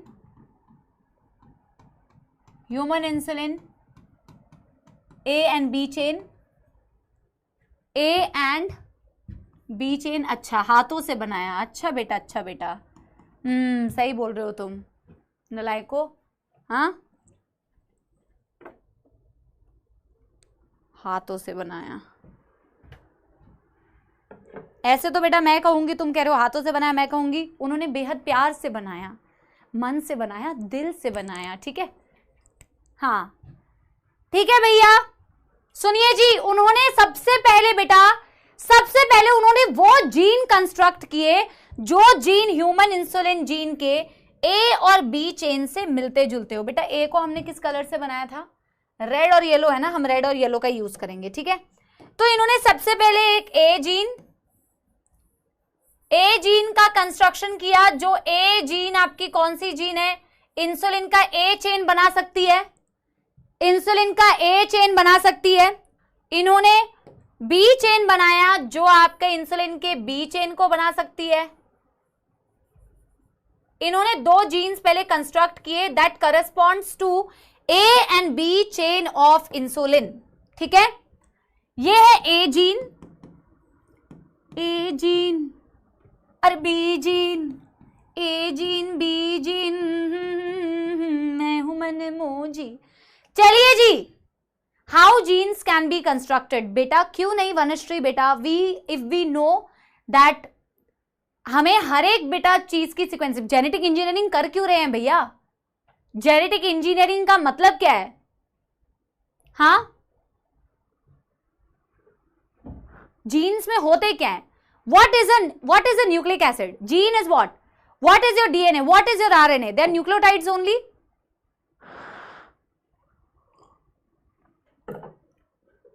ठीक है, इन्होंने ए जीन और बी जीन को बनाया। अब मेरी बात ध्यान से सुनना, एनसीईआरटी, ठीक है, एनसीईआरटी का बेटा मैं आपको एक एक लाइन बता रही हूं जो एनसीईआरटी में लिखा हुआ है। इन्होंने ए और बी जीन को बेटा कंस्ट्रक्ट करने के बाद इन्होंने इसे ई कोलाई के प्लाज्मिड में इंट्रोड्यूस किया। लेकिन मेरी बात बिल्कुल ध्यान से सुनो, पहले मैं तुम्हें इस लेफ्ट साइड में बना के बता रही हूं, फिर मैं तुम्हें राइट साइड में बताऊंगी, ठीक है। ऑफ कोर्स बेटा इसको कट किया, जो जीन से तुम्हें काम है वो जीन तुम निकालो और उस जीन को बेटा ई कोलाई, हर जगह ई कोलाई आ जाता है जैसे आपने कहा, ई कोलाई का प्लाज्मिड लिया। ई कोलाई बिल्कुल एनसीईआरटी की लाइन है बेटा, इन्होंने ई कोलाई के प्लाज्मिड से इसको जोड़ा है बेटा। देखो इन्होंने ये जीन निकाली, ठीक है, इन्होंने यहां कट किया, यहां कट किया, ये वाली जीन तो आपकी निकल ही चुकी है, ए जीन, इसको बेटा इसके साथ में जोड़ा, रिकॉम्बिनेंट बना दिया। अब ये बेटा जो प्लाज्मिड के साथ जुड़ चुका है, ये प्लाज्मिड के साथ जो जीन जुड़ चुका है, अब ये ए चेन की ए चेन की सिंथेसिस कर सकता है। इसे वापस से प्लाज्मिड के अंदर बेटा डाल दिया, इसे वापस से ई कोलाई के अंदर डाल दिया, इसे वापस से बेटा इंसर्ट कर दिया ई कोलाई के अंदर। मेरी बात सुनना बेटा ध्यान से, क्या बोला मैंने, क्या बोला बेटा मैंने, इन्होंने पहले ए जीन को अलग से बनाया, बी जीन को अलग से बनाया, इन्होंने ई कोलाई के प्लाज्मिड को निकाल के उसके साथ आपके डीएनए को जोड़ के ए जीन वाले वापस से इसे प्लाज्मिड के अंदर जोड़ दिया। बिल्कुल बेटा वही प्रोसेस होगा कि अब ये बेटा जैसे जैसे बेटा रेप्लिकेट करेगी, जैसे जैसे इसकी प्रोजेनी बनेगी, जैसे जैसे बेटा ये डिवाइड करेगा, वैसे वैसे आपका जीन ऑफ इंटरेस्ट भी डिवाइड करेगा। मेरी बात समझ रहे हो? ऑफ कोर्स बेटा इसी से फिर बेटा अलग करके आप यहां से ए चेन को एक्सट्रैक्ट कर सकते हो। क्या मेरी बात समझे? एक चीज और बेटा बच्चों के दिमाग के अंदर आती है, एक चीज और बेटा बच्चों के दिमाग में आती है कि मैम आप ए जीन अलग से बी जीन अलग से क्यों कंस्ट्रक्ट करा रहे हो, जब हमारे पास इंसुलिन की जीन थी, जो पहले जो हमने ए सी बी वाली जीन लिखी हुई थी, हम वही जीन बना लेते ना मैम, एक ही ई कोलाई के अंदर करवा लेते। अब आपने मैम ए जीन को अलग से बनाया, फिर उसके लिए एक ई कोलाई लिया, इसके प्लाज्मिड के हेल्प से इसके प्लाज्मिड में जीन को जोड़ के रिकॉम्बिनेंट बना के फिर मैम आप इसको वापस से ई कोलाई के अंदर डाल रहे हो, वापस से ई कोलाई के अंदर डाल के ए चेन को अलग से एक्सट्रैक्ट कर रहे हो, बी चेन को अलग से एक्सट्रैक्ट कर रहे हो। मैम एक ही बार में मैम ऐसा कर देते ना कि जीन ही इंसुलिन की एक बारी में बनाते, एक ही ई कोलाई के प्लाज्मिड में डालते, उसको रिकॉम्बिनेंट बनाते, फिर ई कोलाई के अंदर डाल के उसके अंदर रेप्लिकेट करा के इंसुलिन बना देते। ऐसा क्यों नहीं किया? ऐसा क्यों नहीं किया? Yes, very good Dhrumil, very very nice, very good. ये जो पोस्ट ट्रांसलेशनल मॉडिफिकेशंस हमने की ना, ये ई कोलाई को बेटा क्या क्या करवाओगे ई कोलाई से? शर्म आती है बेटा? हैं? क्या क्या चाहते हो इस ई कोलाई से? ई कोलाई का ही प्लाज्मिड लिया, ई कोलाई के ही प्लाज्मिड में तुमने पहले ए जीन को जोड़ा, फिर तुमने वापस से इसे बेटा टॉर्चर किया, वापस से तुमने उसे ई कोलाई के ही अंदर डाला और ई कोलाई को ही बेटा तुमने एज अ होस्ट यूज किया, उसके अंदर इसे रेप्लिकेट करने दिया, उसके अंदर ए चेन बनवा। अब तुम चाहते हो कि इसी के बॉडी के अंदर ए सी बी चेन बने, इमेच्योर बने, फिर मैच्योर बने। क्या क्या चाहते हो बेटा? कितनी एक्सपेक्टेशंस रखते हो तुम इससे? छोड़ दो इसको। हाँ, क्या चाहते हो बेटा? तो बेटा जी आप ए बी सी वाली जीन को कट करके प्लाज्मिड के साथ जोड़ के भी नहीं कर सकते, क्योंकि इसके अंदर अगर ए सी बी चेन बनी तो उसके बाद आप इसको मॉडिफाई कर नहीं सकते। कोई मॉडिफिकेशन की टेक्निक आपके पास यहां पे नहीं है। आपको ए चेन अलग से बनाना पड़ेगा, बी अलग से बनाना पड़ेगा। अगर इंसुलिन की जीन आपने वो वाली जीन बनाई ना ए सी बी जो तीनों चेन सिंथेसाइज करती है, तो पहले तो इमेच्योर चेन बनेगा, फिर उस इमेच्योर को आपको बेटा, तो वो पद्धति, वो प्रोसेस ई कोलाई के पास अवेलेबल नहीं है। तो ई कोलाई के पास बेटा सिर्फ ए चेन को अलग सिंथेसाइज किया, अलग ई कोलाई के अंदर, बी चेन को अलग से बेटा ई कोलाई के अंदर सिंथेसाइज किया, दोनों को एक्सट्रैक्ट किया जस्ट लाइक पेरेंट्स। नहीं बेटा, अनंत बेटा गंदी बात है, ठीक है। देखो एक्सपेक्टेशंस तो मैं मानती हूं थोड़े ज्यादा होते हैं पेरेंट्स के, कभी कभी, बट बेटा वो वो अगर एक्सपेक्टेशंस नहीं रखेंगे तो तुम तो ऐसे ढीले पड़े रहोगे ना कछुओं जैसे। इकोलाई तो फिर भी काम कर रहा है, तुम इकोलाई से बेटा, तुम अपने आप को इकोलाई मत समझो। तुम कुछ नहीं करोगे अगर तुम्हारे ऊपर थोड़ा सा ना नजर नहीं रखा गया है, तुम्हारे को थोड़ा सा बेटा टाइट नहीं रखा गया, ये फैक्ट है। देखो मैं इस चीज पे भरोसा नहीं करती हूँ कि बहुत ज्यादा स्ट्रिक्ट क्या होता है बेटा, स्ट्रिक्ट क्या होता है, there is a thing called as discipline, और वो डिसिप्लिन होनी चाहिए। अगर तुम डिसिप्लिन नहीं रहोगे ना बेटा, तुम पापा की परी पापा के परे बन के बेटा 2 इंच हवा में ऊपर उड़ोगे, ठीक है। तो उस चीज के लिए ना बेटा, उस रेगुलेशन के लिए तुम्हारा फीडबैक जरूरी है, नेगेटिव फीडबैक, ठीक है। आप इसको बना सकते हैं बेटा अलग से। क्या बी चेन के लिए बेटा किस तरीके से काम करना है, बिल्कुल यही प्रोसेस है। क्या कर सकते हो, करना ही चाहिए बेटा। देखो मैं तो बना रही हूं, फिर मैं थ्योरी लिखवा भी दूंगी, बट आप बेटा इसको खुद से बनाइए। आप बेटा इसको खुद से बनाने का प्रयास कीजिए। अगेन बी चेन लिया, इकोलाई का प्लाज्मिड निकाला,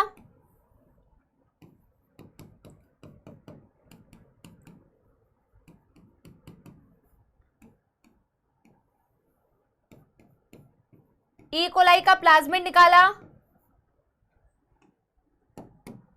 रिकॉम्बिनेंट बनाओगे,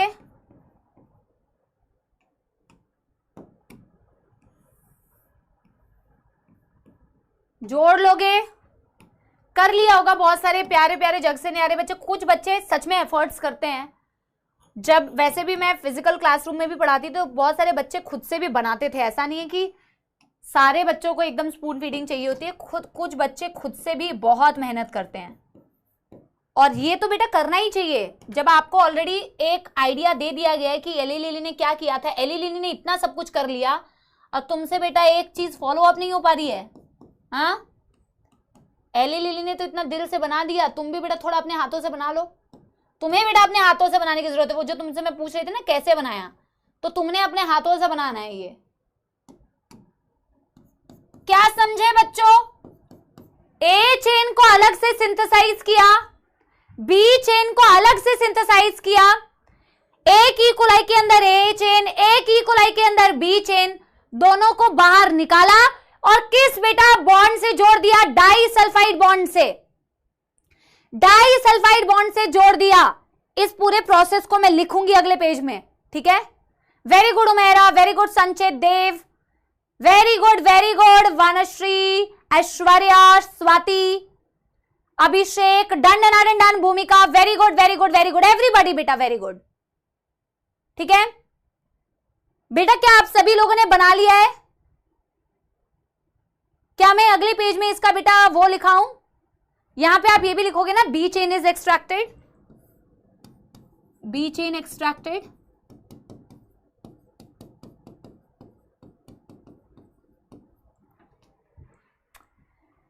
ठीक है।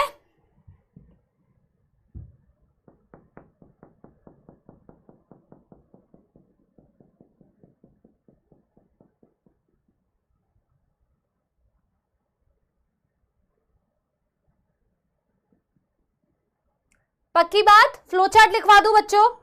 1 मिनट, कोई तो 1 मिनट बोला। मैम मुझे भी वेरी गुड, जिसने भी लिखा था मुझे भी वेरी गुड, आपको भी वेरी गुड बेटा, आपको भी वेरी गुड। हमने खुद से बना लिया था सोमू मैम। ओके रेणुका बेटा, वेरी नाइस।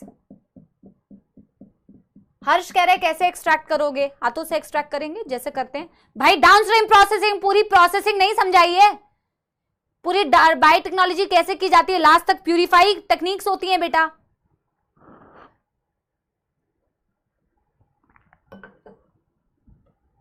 चलो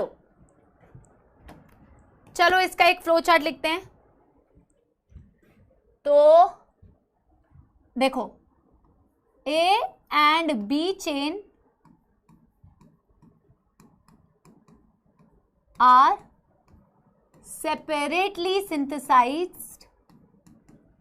separately synthesized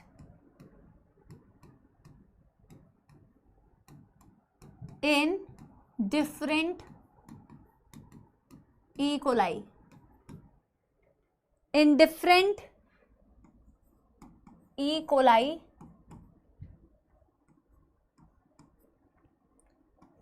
E. coli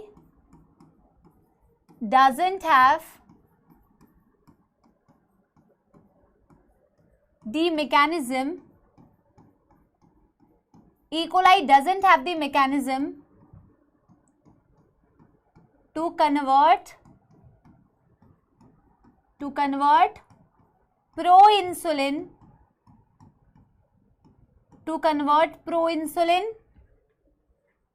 into insulin, to convert proinsulin into insulin. Hence,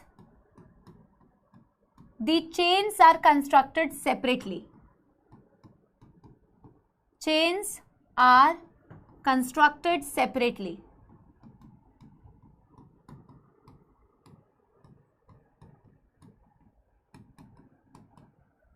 ठीक है?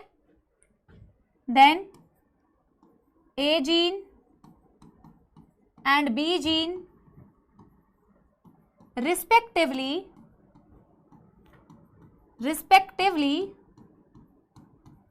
are linked with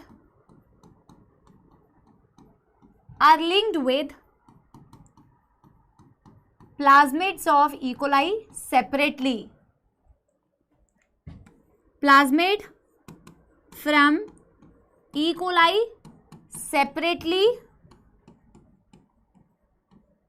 separately and after constructing recombinant DNA introduced again in E. coli, introduced again in E. coli for replication and further copies. बस बाकी उसको extract किया जाता है, उसको disulphide bond से जोड़ा जाता है. ये सारी चीजें हम लिख चुके हैं. ये उसी बेटा डायग्राम की थ्योरिटिकल कहानी है. ठीक है, थ्योरिटिकल कहानी है. डन कर लो अर्पिता बेटा. ऐसा नहीं है बेटा, मम्मा कहती है, तुम भी तो पढ़ती हो. अर्पिता की मम्मा को और सभी की मम्मियों को अगर ये लगता है कि मैं आपके बच्चों का नाम नहीं ले पा रही, वो इसलिए क्योंकि हमारे बैच में कई हजारों बच्चे हैं और हमारी एक छोटी सी प्यारी सी जग से न्यारी सी मैम कितने बच्चों का नाम ले लेगी. बच्चों ठीक है, मजाक कर रही हो यार, इतने सारे बच्चों का कैसे नाम लूंगी बेटा, पर सारे तुम मेरे बेटा दिल में बसते हो. ठीक है, यस, ऐसा कुछ नहीं है बेटा. नाम में क्या रखा है बेटा, नाम गुम जाएगा, चेहरा ये बदल जाएगा, मेरी आवाज ही पहचान है, घर याद रहेगा. ठीक है, और तुम्हारी बेटा सिलेक्शन ही पहचान है जो याद रहेगा. ठीक है, डन एवरीबॉडी. यस पारस, यस एवरीबॉडी.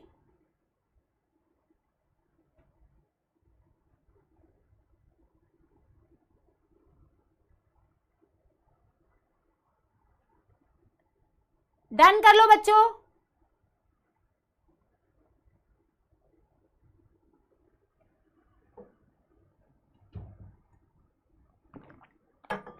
यस विशेष, यस एवरीबॉडी. डन. एनसीईआरटी में कौन से पेज नंबर पे ये दिया है बेटा, एक बारी मेरे को बता दो. एनसीईआरटी में कौन से पेज नंबर पे ये दिया है, एक बारी मेरे को बता दो. फिर एनसीईआरटी की रीडिंग स्टार्ट करते हैं. कोई बात नहीं, 1 मिनट टाइम ले लो अगर आप लिख रहे हो, फिर एनसीईआरटी की रीडिंग करते हैं. ठीक है,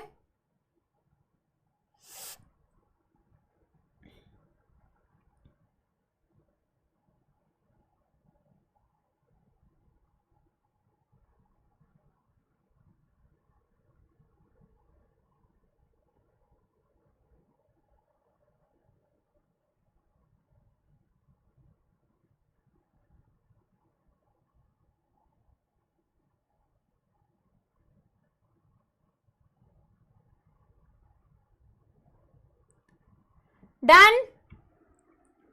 210 and 181. 210 एंड 181। ठीक है, एक बारी बेटा पढ़ना स्टार्ट कीजिए मेरे साथ साथ में। यस, चलो। Recombinant DNA technology process have made immense impact in the area of healthcare by enabling the mass production of safe and more effective therapeutic drugs।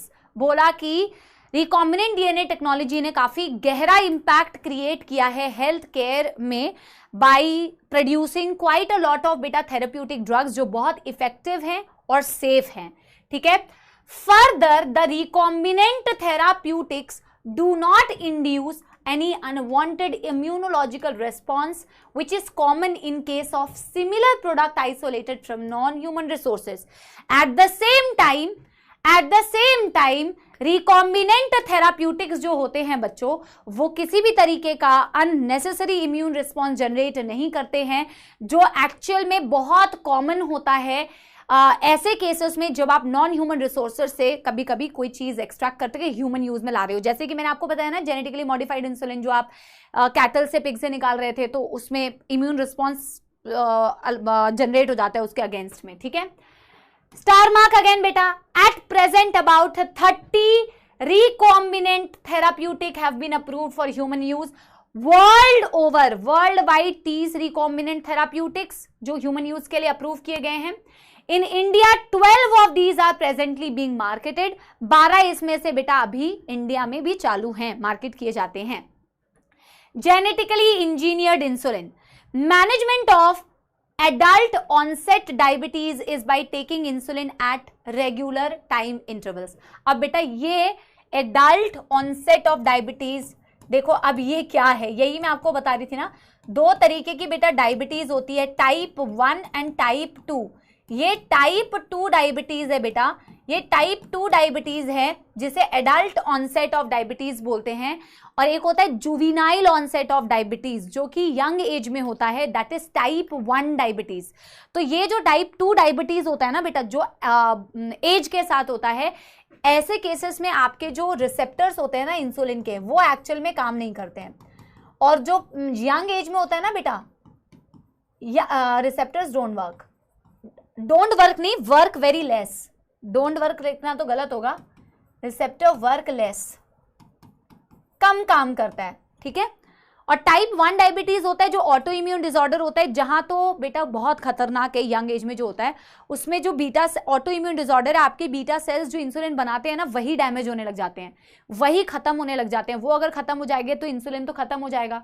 ठीक है, तो इनके केस में ना बेटा रिसेप्टर्स, क्योंकि अभी बेटा पूरा ना मेरे को तुम्हें डायबिटीज समझाना पड़ेगा, पूरा डायबिटीज मेलाइटिस टाइप 1 समझाना पड़ेगा, ये समझाने के लिए कि इंसुलिन के इंजेक्शंस क्यों लेते हैं मैम अगर इंसुलिन के रिसेप्टर्स काम ही नहीं कर रहे। अब मैं बताती हूँ क्यों लेने पड़ते हैं। ठीक है, थैंक यू अर्पिता बेटा। भी सुनो, सारे बच्चे सुनो वापस से। ठीक है, मैं समझा देती हूँ, लिखना विखना नहीं है बेटा। आपके दिमाग में क्वेश्चन आएगा कि मैम अगर इनके रिसेप्टर्स काम ही नहीं कर रहे, सेंसिटिव ही नहीं है ज्यादा, तो फिर इंसुलिन लेने से इनको क्या फायदा है। तो ये बेटा वैसी ही बात है कि मैं आप कैसे रिलेट करूं, रुको।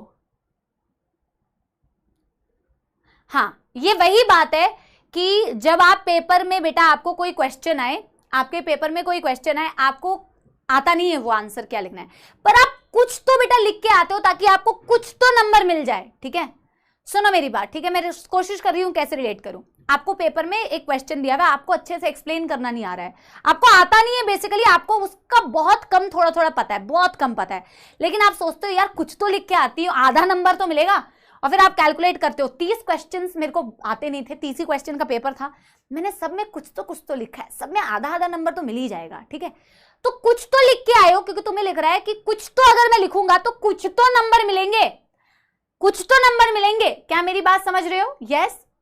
वैसे ही ना बेटा इनके रिसेप्टर्स जो होते हैं ना वो लेस सेंसिटिव हो जाते हैं।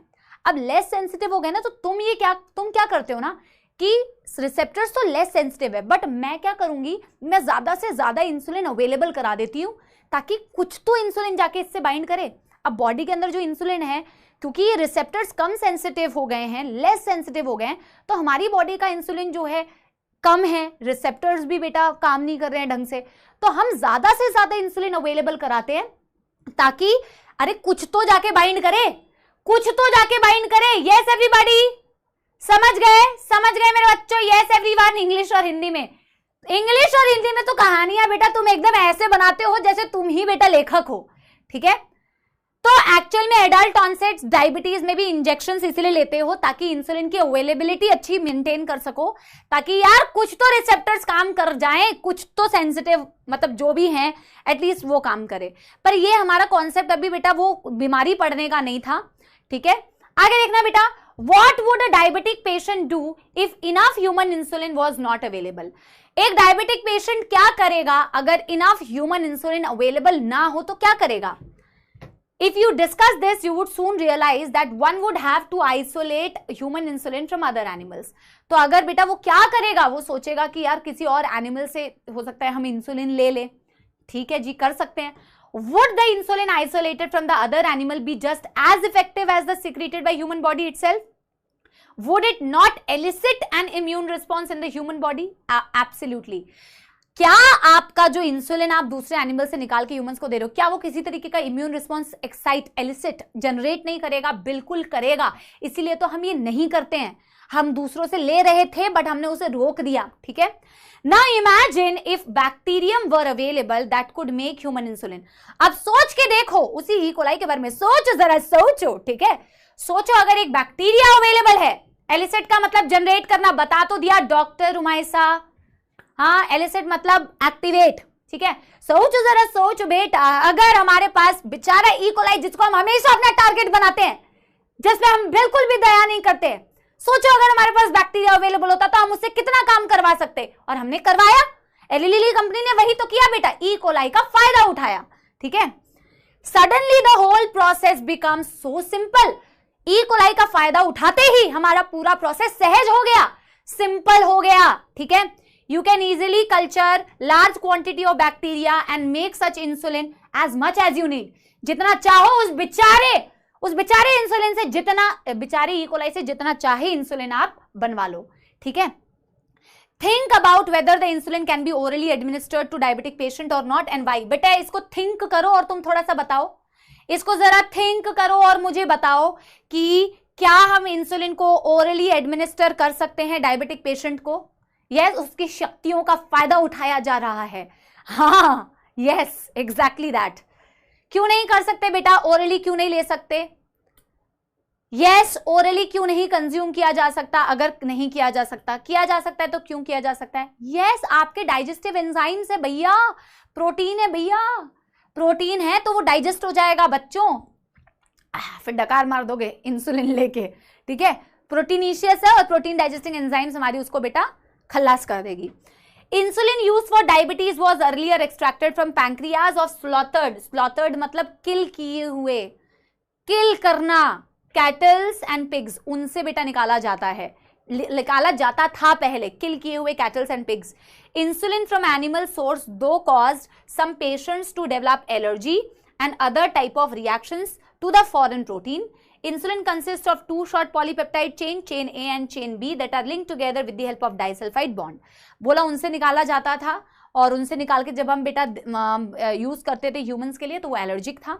फिर बोला इंसुलिन की चेन में दो पॉलीपेप्टाइड चेन होते हैं, chain A and chain B, जो कि डाइसल्फाइड बॉन्ड से जुड़े होते हैं। बेटा जरा ध्यान देना, एक डाइसल्फाइड बॉन्ड A चेन के अंदर है, विद इन A चेन, और A चेन और B चेन के बीच में बेटा दो डाइसल्फाइड बॉन्ड है, ये याद रखना है, ठीक है? In mammals including human, insulin is synthesized as a prohormone.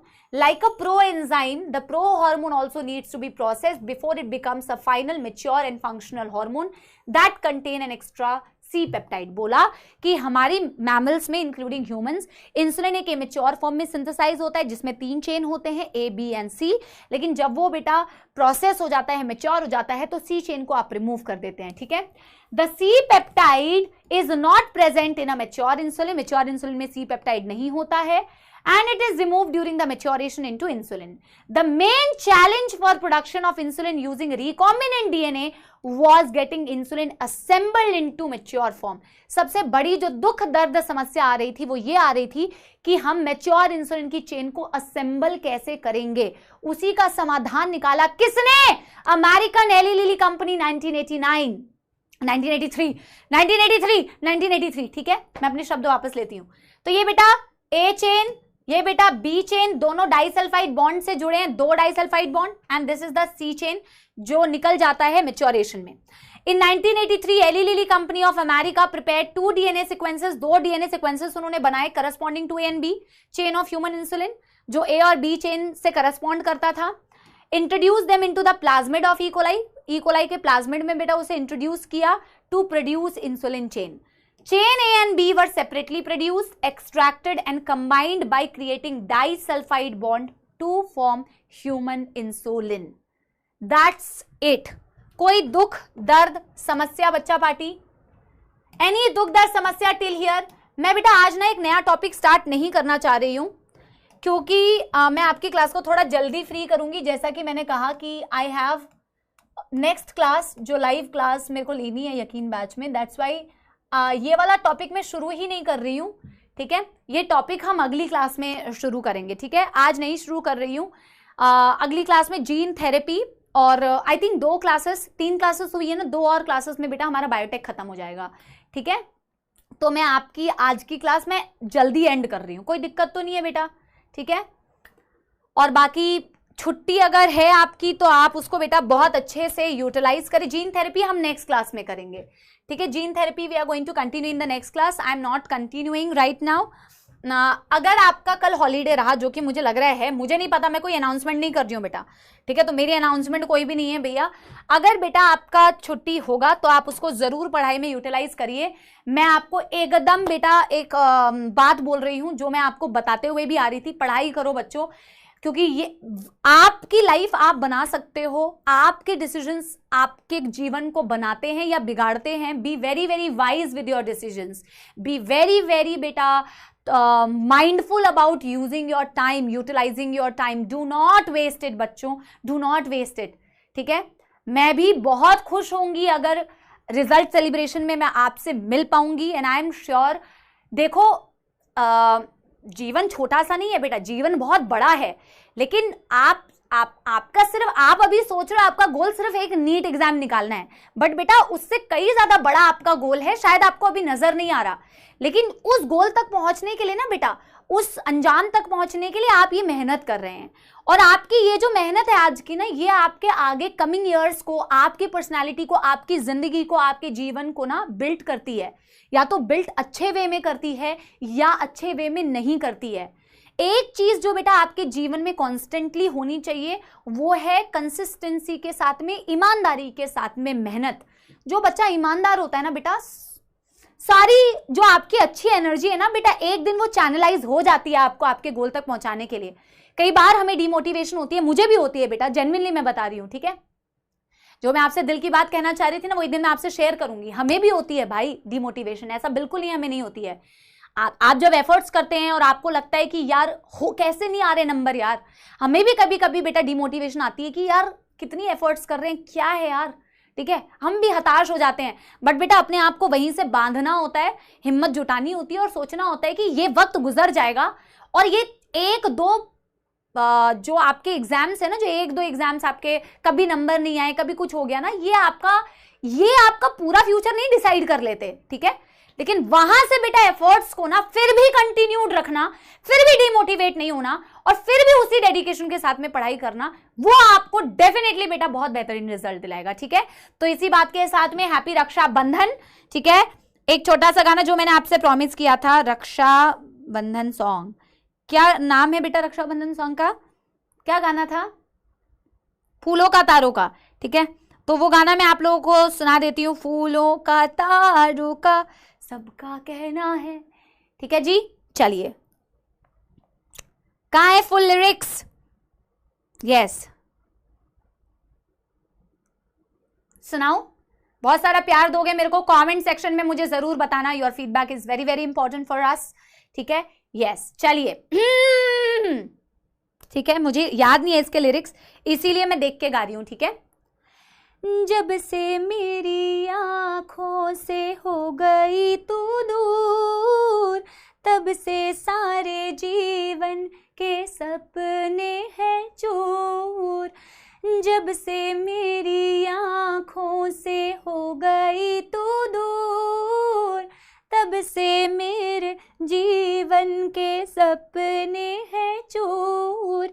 आँखों में नींद ना मन में चैना है, 1000 में मेरी बहना है। मेरा भाई शायद ऐसा गा रहा होगा मेरे लिए, शायद। सारी उम्र हमें संग रहना है, फूलों का तारों का सबका कहना है, 1000 में आपकी जग से न्यारी मैम है। सारी उम्र का तो पता नहीं, पर बैच में आपकी मदद करना है, ठीक है।